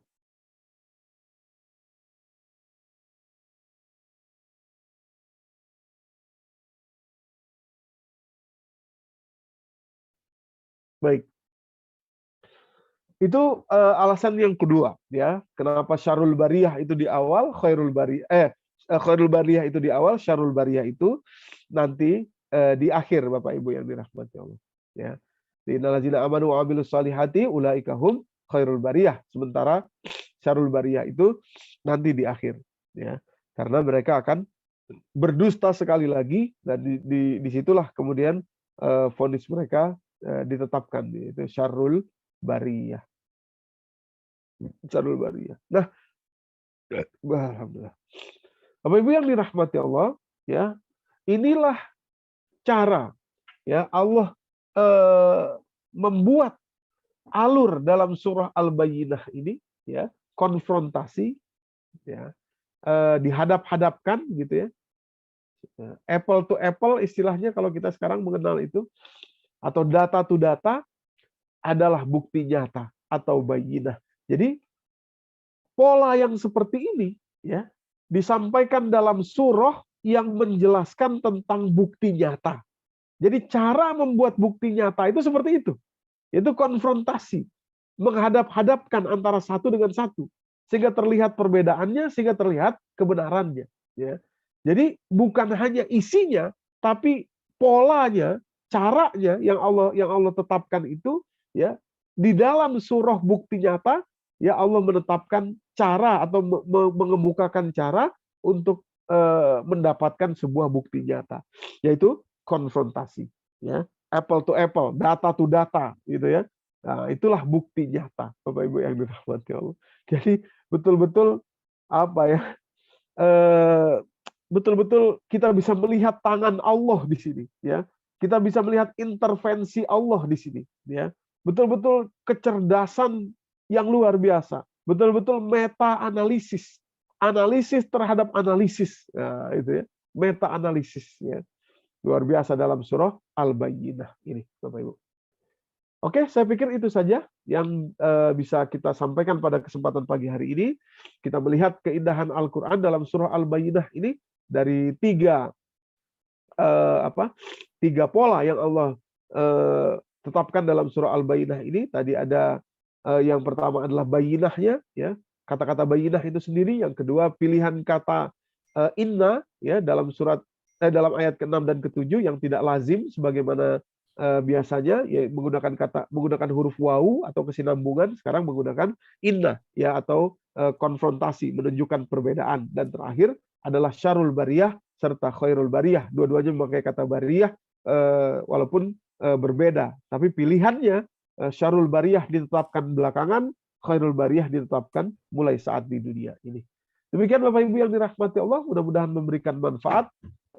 Kekaguman kita akan Al-Quran hari ini, artinya kekaguman kita akan mukjizat yang Allah titipkan kepada diri kita. Jangan berhenti pada kekagumannya saja, jangan berhenti pada keindahannya saja, tapi betul-betul meyakinkan kita, semakin menambah keyakinan kita untuk menjadikan Al-Quran ini adalah petunjuk jalan kita, imam bagi kehidupan kita, dan betul-betul kita pegang, ya, sampai akhir hayat kita, insya Allah. Saya kembalikan kepada Pak Kusnandar, Pak Moderator, untuk membuka mungkin tanya jawab dan sharing. Billahi taufiq wal hidayah. Wassalamualaikum warahmatullahi wabarakatuh. Silakan Pak. Waalaikumsalam. Terima kasih Ustadz. Luar biasa materi pagi hari ini. Tadabbur surat Al-Bayyinah bagian yang kedua. Banyak sekali hal-hal yang khususnya bagi saya yang menyentuh, yang mengingatkan, yang menyadarkan. Kalau kita runut dari awal sedikit bahwa Al-Quran itu adalah indah, mendalam, kuat, dan solutif. Dan memang yang kita rasakan bersama memang demikian, terutama solutif. Jadi tidak ada masalah yang tidak ada solusinya. Barangkali seperti Ustaz. Seperti itu. Kemudian mengenai terapi memaafkan Ustaz. Ini saya pribadi lagi belajar bagaimana mungkin kalau orang memaafkan orang yang kita benci. Tetapi inilah, kalau kita ini, tadi Ustaz mengatakan bahwa kalau kita membiasakan diri memaafkan sebelum tidur, bahwa tingkat kesembuhannya itu jauh lebih tinggi persentase. Jadi terima kasih bahwa ini sesuatu yang simple, gampang, tapi insya Allah mudah dilakukan. Bagaimana caranya ya? Barangkali Allah bisa karena biasa. Marilah kita melakukan bersama-sama. Kemudian tadi juga Ustadz ilustrasikan bahwa seorang ibu mengandung itu beban selama 9 bulan. Itu adalah beban. Tetapi ketika beban itu keluar, harusnya kan ngemplong. Tapi malah ini dicintai. Ini adalah contoh yang sangat sederhana, yang barangkali menurut akal saya sangat bisa diterima. Bagaimana beban itu bisa kita cintai. Seperti ibu kita membawa beban, 9 bulan mengandung kita di dalam rahim, tidur susah, tengkurap susah, dan lain sebagainya. Ketika keluar beban itu, malah disayangi. Nah, Bapak Ibu sekalian, mudah-mudahan apa yang sudah disampaikan oleh Ustadz, ini menjadi pengingat bagi kita semua, menjadi insan yang lebih baik, khususnya sahabat-sahabat surga yang berada di Majelis Makbul Quran ini. Mudah-mudahan senantiasa bertambah pintar, bertambah bijak, bertambah segalanya, bertambah ilmu. Dan mudah-mudahan majelis ini menjadi jalan untuk kita bersama-sama ketemu di surganya Allah. Amin, amin. Ya Rabbal Alamin. Baik Bapak Ibu sekalian, tibalah saatnya kita sharing atau tanya jawab. Di layar saya lihat Pak Farid sudah angkat tangan, sudah siap-siap berbaju putih hari ini. Mau sharing atau bertanya silahkan, supaya waktunya bermanfaat. Kita punya waktu setengah jam sampai jam 7. Silahkan bertanya, singkat, padat, dan jelas, dan yang menyampaikan panjang lebar jawabannya. Tafadhol, Pak Farid, silakan. Assalamualaikum Ustaz. Waalaikumsalam warahmatullahi wabarakatuh. Puhaba Pak Farid? Alhamdulillah, habagat. Ini sama-sama orang Aceh, jadi kalau begini Pak Ustadz, dalam surat Bainah tadi kemudian dijelaskan dengan ayat-ayat yang lain, seolah-olah ada semacam dialog antara Allah tidak hanya dengan orang mukmin, juga dengan orang kafir. Dalam ayat yang lain disebutkan juga orang-orang kafir ini berdebat di depan Allah supaya orang-orang yang menyebabkan mereka kafir dihukum 2 kali. Kemudian Allah katakan kalian dapat hukuman yang sudah ditentukan. Nah ini apakah memang jadi seolah-olah ada dialog nih Ustadz. Sementara selama ini kita selalu berdoa mudah-mudahan nanti suatu saat ketemu dengan Allah. Apakah mereka itu benar-benar berdialog di depan Allah atau bagaimana nih Ustadz? Wallahu a'lam. Terima kasih. Ya, oke. Nyan mendong Pak Maubin? Gimana Pak? Nyan mendong? Nyaman dong. Agak sedikit-sedikit pakai bahasa ini ya, Pak moderator nggak paham nih Pak. Aman, alhamdulillah saya. Mangga dilanjutkan Pak Ustaz, mangga. Baik ya, saya jawab pertanyaan Pak Farid dulu. Silakan kita buka Al-Qur'an surat ke-7 ya, tadi yang Pak Farid sebutkan, surat Al-A'raf ya, ayat yang ke-38 dan 39. 38 dan 39. Jadi kalimat Allah begini. Qala dukhulu fi umamin qad khalat min qablikum minal jinni wal insi finnar. Jadi orang yang masuk neraka itu disuruh masuk ke dalam neraka, di situ sudah ada jin dan manusia yang masuk. Jadi masing-masing tempatnya sudah ada. Mereka masuk kemudian. Kullama dakhalat ummatun la'anat ukhtaha. Setiap kali masuk sekelompok orang, itu mereka saling melaknat di antara mereka. La'anat ukhtaha. Hatta izad daraku fiha jami'an qalat ukhrahum liulahum rabbana haula'i adalluna fa'atihim azaban di'fam minan nar. Sampai kemudian orang yang terdahulu yang duluan masuk, begitu ada yang masuk belakangan, wah ini dia orang yang dulu menyesatkan saya, ya Allah siksalah dia 2 kali lipat dari siksaan saya. Qala likulli di'fun walakin la ta'lamun. Kemudian dikatakan kepada mereka. Nah, yang mengatakan ini bukan Allah, tapi qala, dikatakan kepada mereka. Siapa? Boleh jadi adalah malaikat Zabaniyah atau malaikat penjaga neraka. Qala likullin di'fun walakin la ta'lamun. Setiap kalian akan didobelin gitu ya. Jadi jangan minta dia didobelin, ke semuanya dikena double kok. Jangan khawatir, kena double azab ya. Tapi kalimatnya qala likulli dhi'fin, dikatakan kepada mereka masing-masing akan diberikan azab yang double ya, akan dilipat gandakan sesuai dengan apa yang mereka kerjakan. Wa qalat ulahum li ukhrahum, pada ayat berikutnya wa qalat ulahum li ukhrahum, maka berkata orang yang tadi dituduh itu untuk ditambahkan azabnya itu, fama kana lakum alaina min fadlin fazuqul azaba bima kuntum taksibun. Ya, mereka bilang ini masing-masing dapat azab masing-masing, rasakan masing-masing. Kira-kira begitu. Jadi saling melaknat, saling ini, tapi disebutkan qala, dikatakan kepada mereka. Artinya bukan tidak spesifik disebutkan di situ Allah, tapi memang ada yang mengatakan boleh jadi besar kemungkinan dia adalah malaikat penjaga neraka atau Zabaniyah. Demikian kira-kira Pak Farid. Terima kasih Pak Ustadz. Jadi mereka juga di sana saling melaknat ya Ustadznya. Saling melaknat. Begitu masuk saling dilaknat masing-masing. Baik. Ya. Baik. Bagaimana juga di dunia. Ya. Ya. Terima kasih Ustadz, terima kasih Pak Farid atas pertanyaannya. Bapak Ibu yang dirahmati Allah, kita buka 3 pertanyaan melalui angkat tangan, kemudian nanti akan saya coba selang-seling dengan pertanyaan yang ada di chat. Berikutnya Bu Reni, silakan Bu Reni, sudah siap?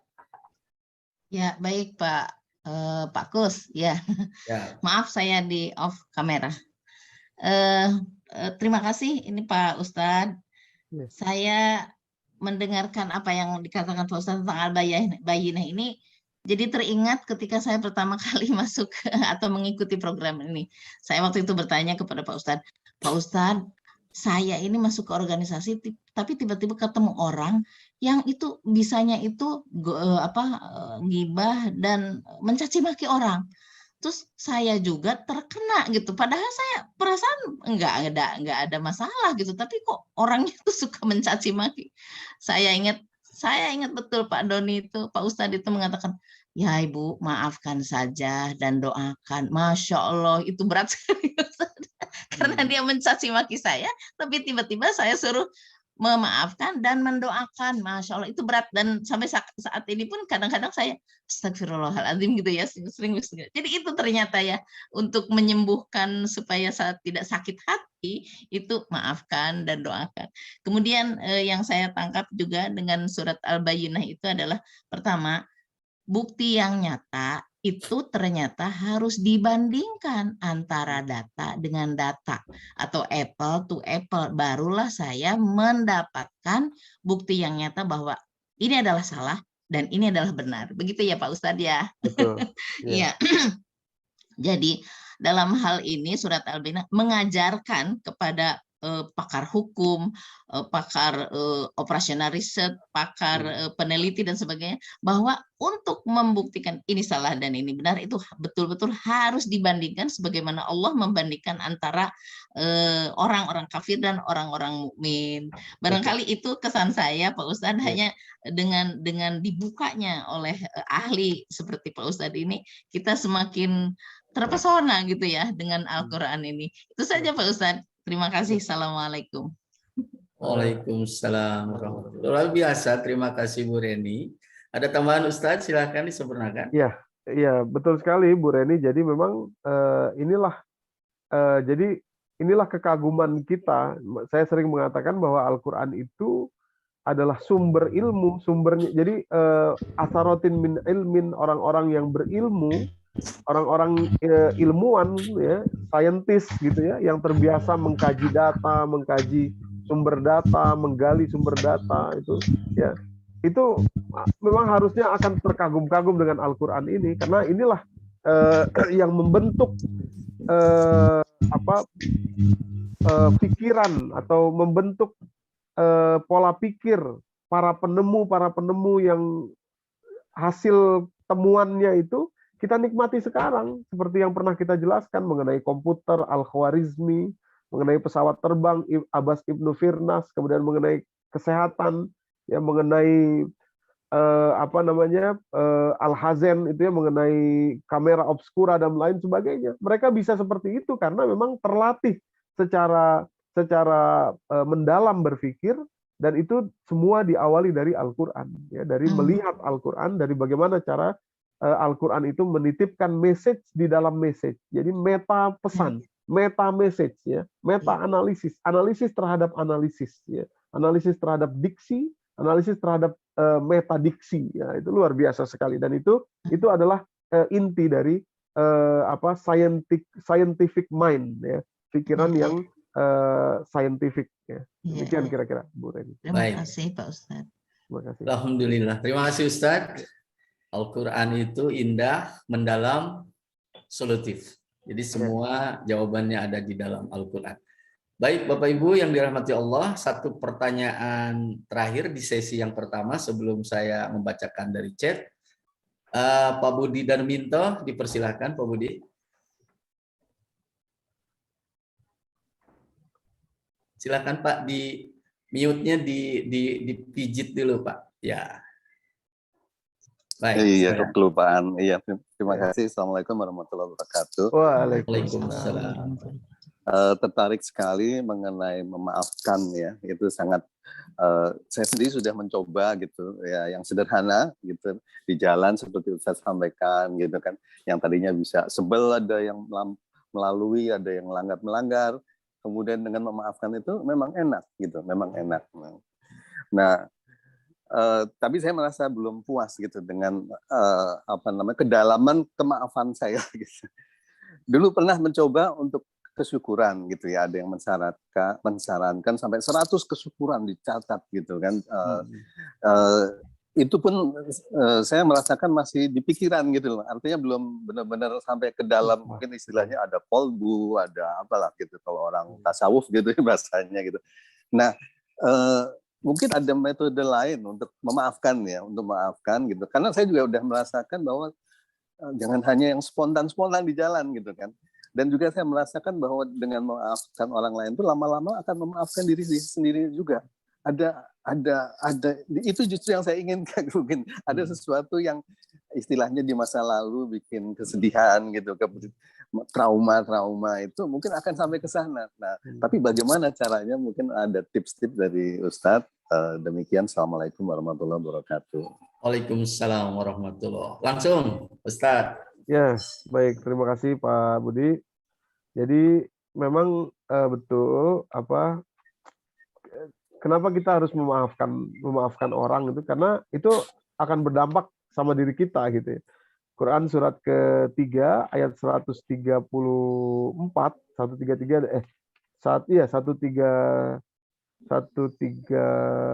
dan 133 Quran ya 133 134 betul. 133 134. Itu ayat yang sering kita dengar tuh ya. Kalimat Allah, wasari'u ila magfiratin min rabbikum wa jannatin arduha samawati wal ardu uiddat lil muttaqin. Bersegeralah kepada ampunan Allah dan surga yang seluas langit dan bumi yang hanya Allah berikan kepada orang yang bertakwa. Di 134-nya dijelaskan, allazina yunfikuna fis sarra'i wad dharra. Pertama, orang yang terus berinfak di masa sulit maupun masa mudah ya. Ini menjadi satu tips kepada kita agar stabil. Teruslah berinfak baik di masa sulit maupun di masa lapang ya, untuk menunjukkan keikhlasan kita.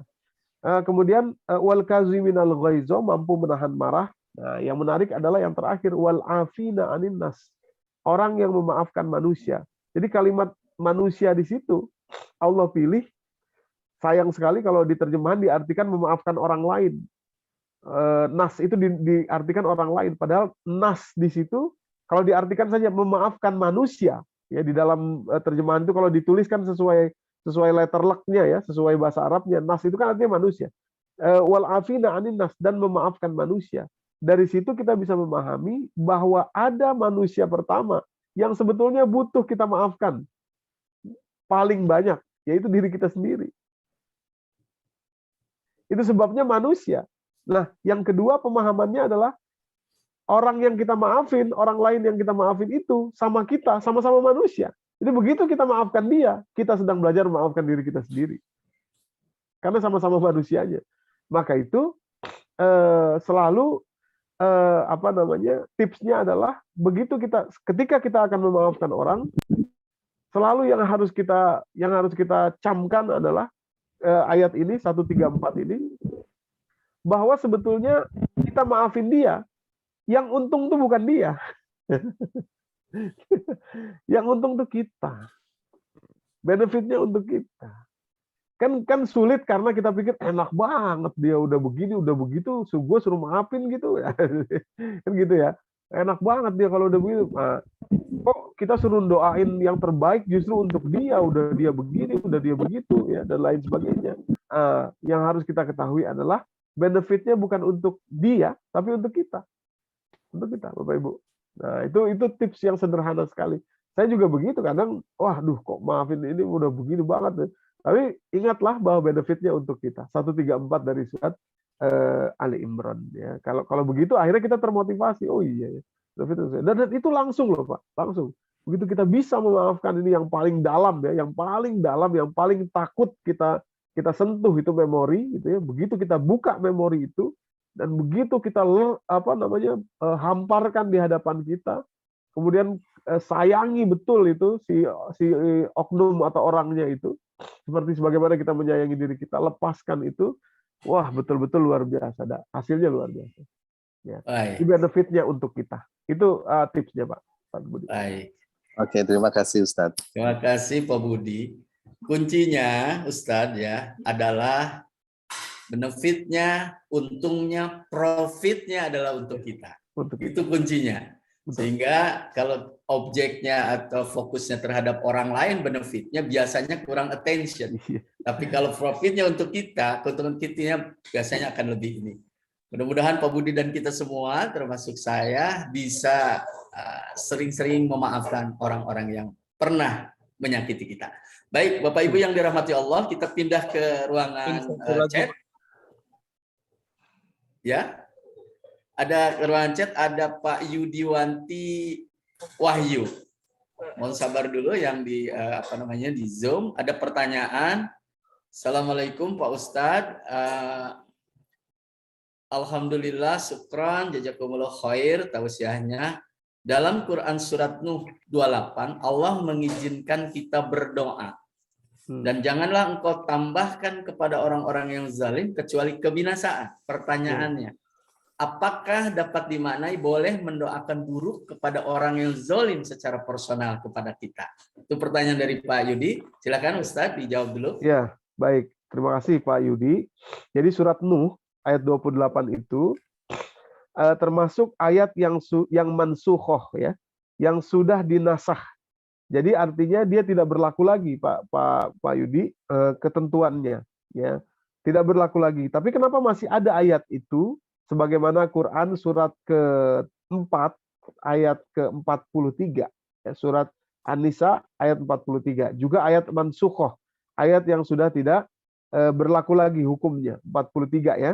Kalimat Allah begini di 43 dulu, saya membawa kita ke situ, nanti baru saya akan menjelaskan 28 dari surat Nuh, karena ini termasuk pelajaran yang amat berat. Kalimat Allah di ayat ke-43 dari surat ke-4 ya, surat An-Nisa. Ya ayyuhallazina amanu la taqrabus sholata wa antum sukaro hatta ta'lamu ma taqulun, dan seterusnya. Wahai orang beriman, jangan kalian dekati sholat padahal kalian sedang mabok sampai kalian mengerti apa yang dikatakan. Nah, ini ayat ini sudah tidak berlaku lagi. Artinya sudah tidak bisa lagi seseorang mabok terus sholat, nggak boleh. Itu mabok itu, minum-minuman keras itu haram, ya, tidak boleh lagi karena sudah dimansukoh dengan ayat-ayat selanjutnya. Tiga kali tahap ayat ini turun. Kenapa ayat ini masih ada? Ada pelajarannya. Agar orang sholat itu betul-betul sadar, ya, sampai kesadaran sampai kalau standarnya adalah kita memahami apa yang kita baca. Nah, demikian pula pada surah Nuh ayat ke-28 tadi itu, doa Nabi Nuh, ya, itu kan doa Nabi Nuh yang beliau berdoa, Rabbana Rabbana la taj'al qala Nuhur Rabbi la taj'al 'alal ardi minal kafirina dayyara innaka intazarhum yudillu ibadaka wala yalidu illa fajiran kafara. Ini ayat sudah dimansukhoh, sudah tidak boleh lagi kita mendoakan yang seperti itu, karena doanya ya Allah la tazar 'alal ardi minal kafirina dayyara, wahai Allah jangan biarkan satu orang kafir pun ada di atas muka bumi ini. Nah, itu sudah dimansukhoh, tidak boleh lagi dipakai ayat itu. Awas, hati-hati kalau ini tidak dipahami, nanti ada orang-orang yang akan berdakwah menggunakan ayat ini sehingga munculnya yaitu teroris, membom dan lain sebagainya. Ini tidak boleh dipakai lagi karena sudah dimansukh. Kenapa ayat ini masih ada? Pada ayat berikutnya kalimatnya menarik, innaka intazarhum yudillu ibadaka wala yalidu illa fajiron kafaro. Karena orang kafir itu kalau dibiarkan, kata Nabi Nuh, akan melahirkan anak yang fajir dan kafar juga. Dan kalimat ini bertentangan dengan hadis yang sering kita dengar, kullu mauludin yuladu alal fitrah fa abawaihi yuhawidanihi au yumajisanihi au yunasiranihi. Setiap anak itu lahir dalam keadaan fitrah, maka bapak ibunya lah yang menjadikan dia Yahudi, Majusi atau Nasrani.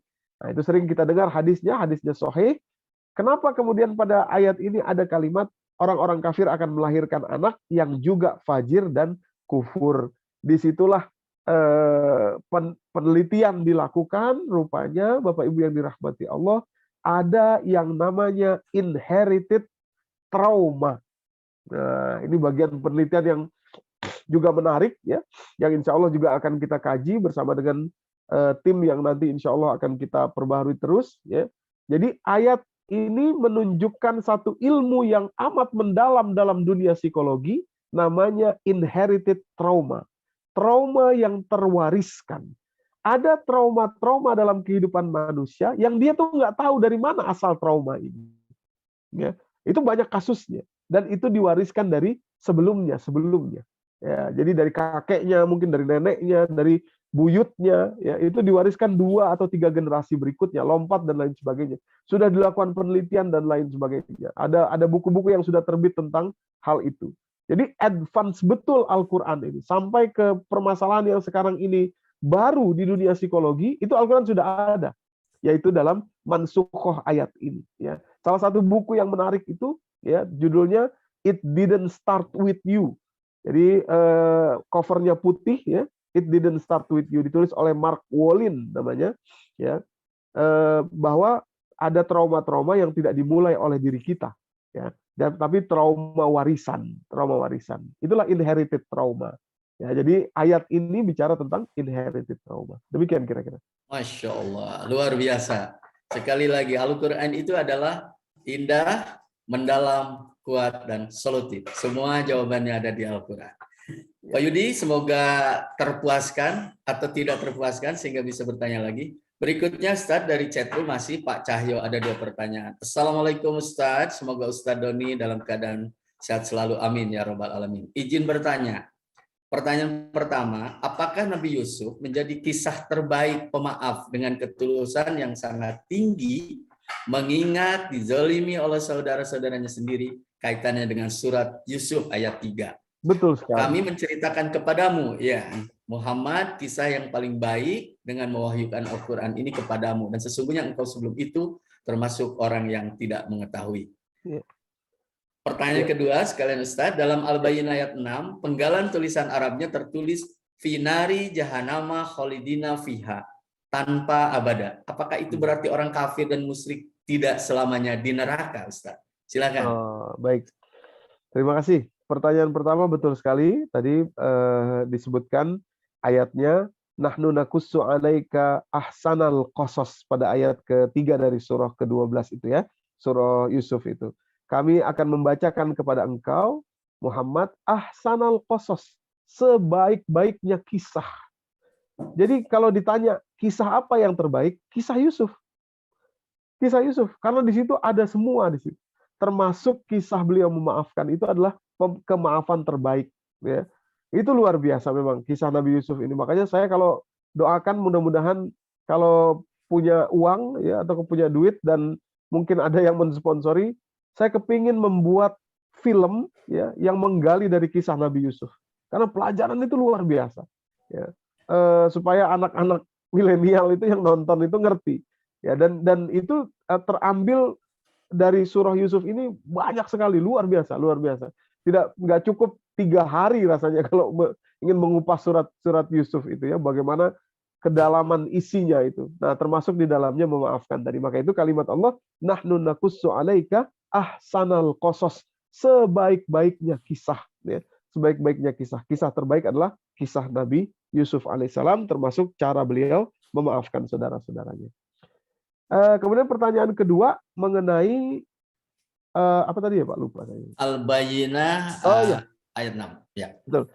Jadi kalimat Allah, innallazina kafaru min ahlil kitabi wal musyrikina fi nari jahannam khalidina fiha. Kata-kata khalidina fiha menunjukkan abadi. Kenapa tidak ada kata-kata abada? Ya, sebagaimana yang kepada orang beriman, allazina amanu wa amilus solihati ulaika hum khairul bariyah jazaohum inda rabbihim jannatu adnin tajri min tahtihal anharu khalidina fiha abada. Karena kalimat yang menggunakan kata-kata abada itu adalah kalimat jazaohum inda rabbihim, berbicara tentang rewardnya. Ya, rewardnya.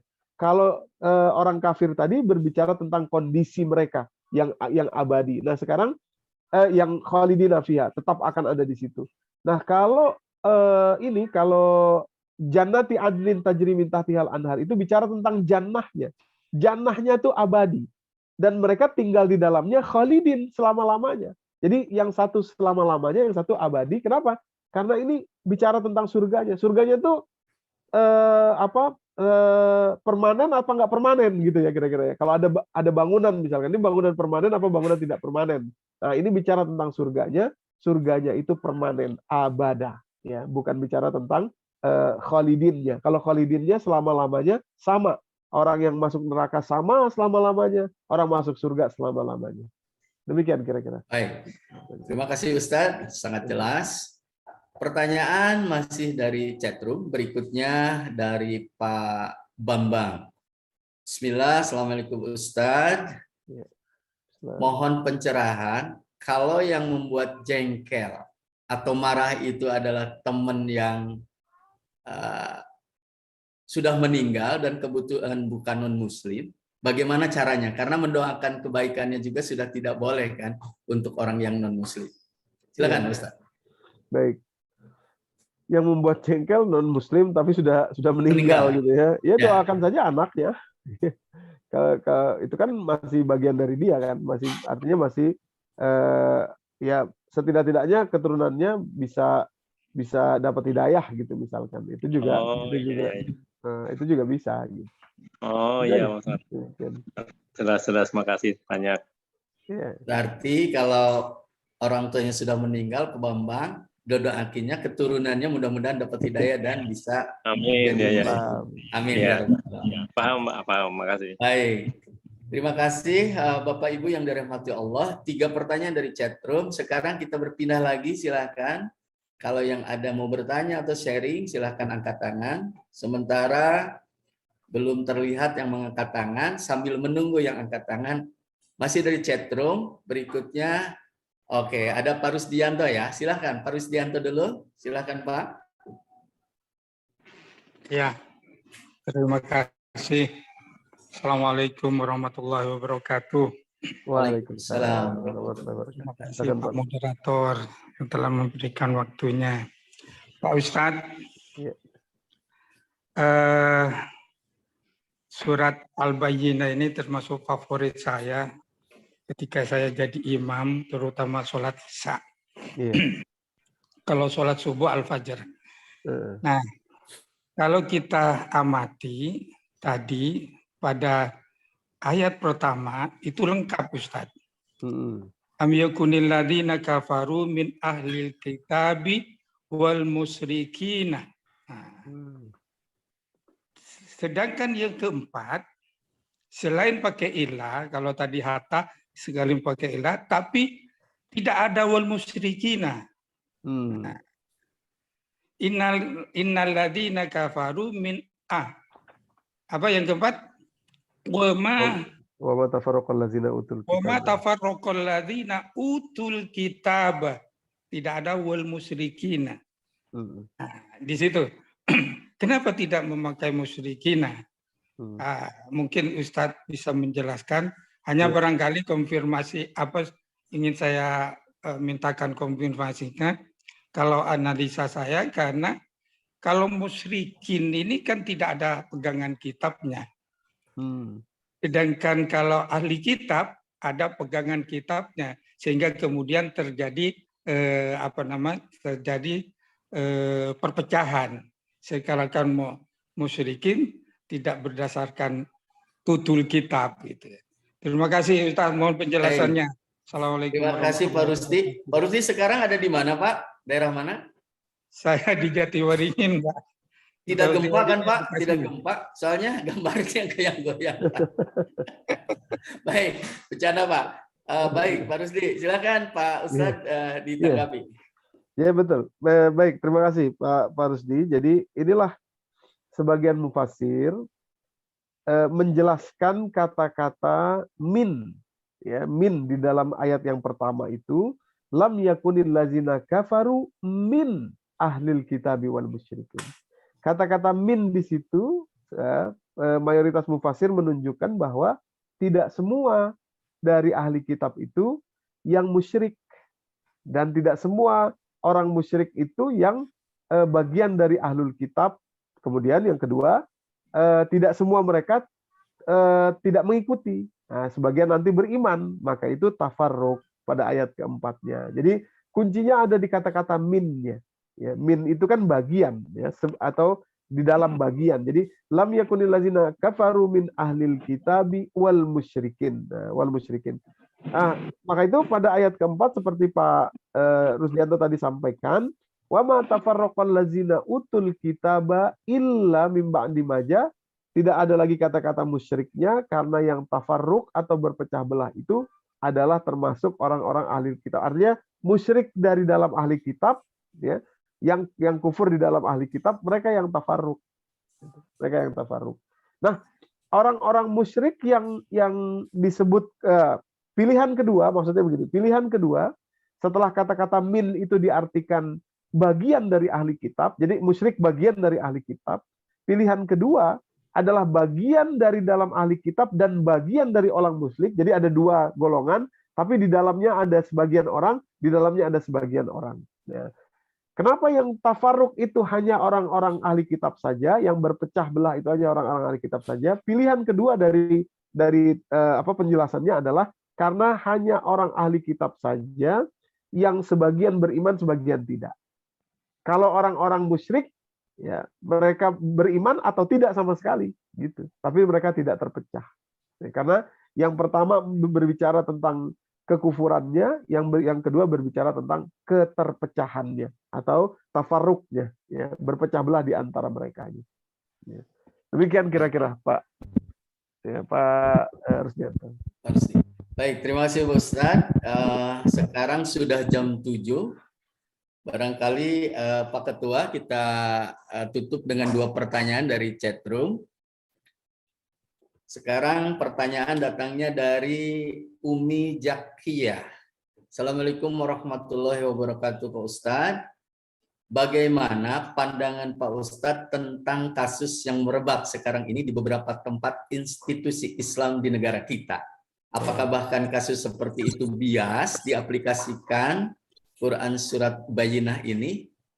Jika kasus ini sudah di ranah hukum, apakah itu masih bisa dikatakan sesuai makna Quran Surat Bayyinah? Jazakallahu khair. Dari Umi Jakia. Silakan Ustaz. Iya. Jadi kasus yang merebak itu maksudnya yang pelecehan seksual mungkin ya. Pelecehan seksual di beberapa tempat. Ya.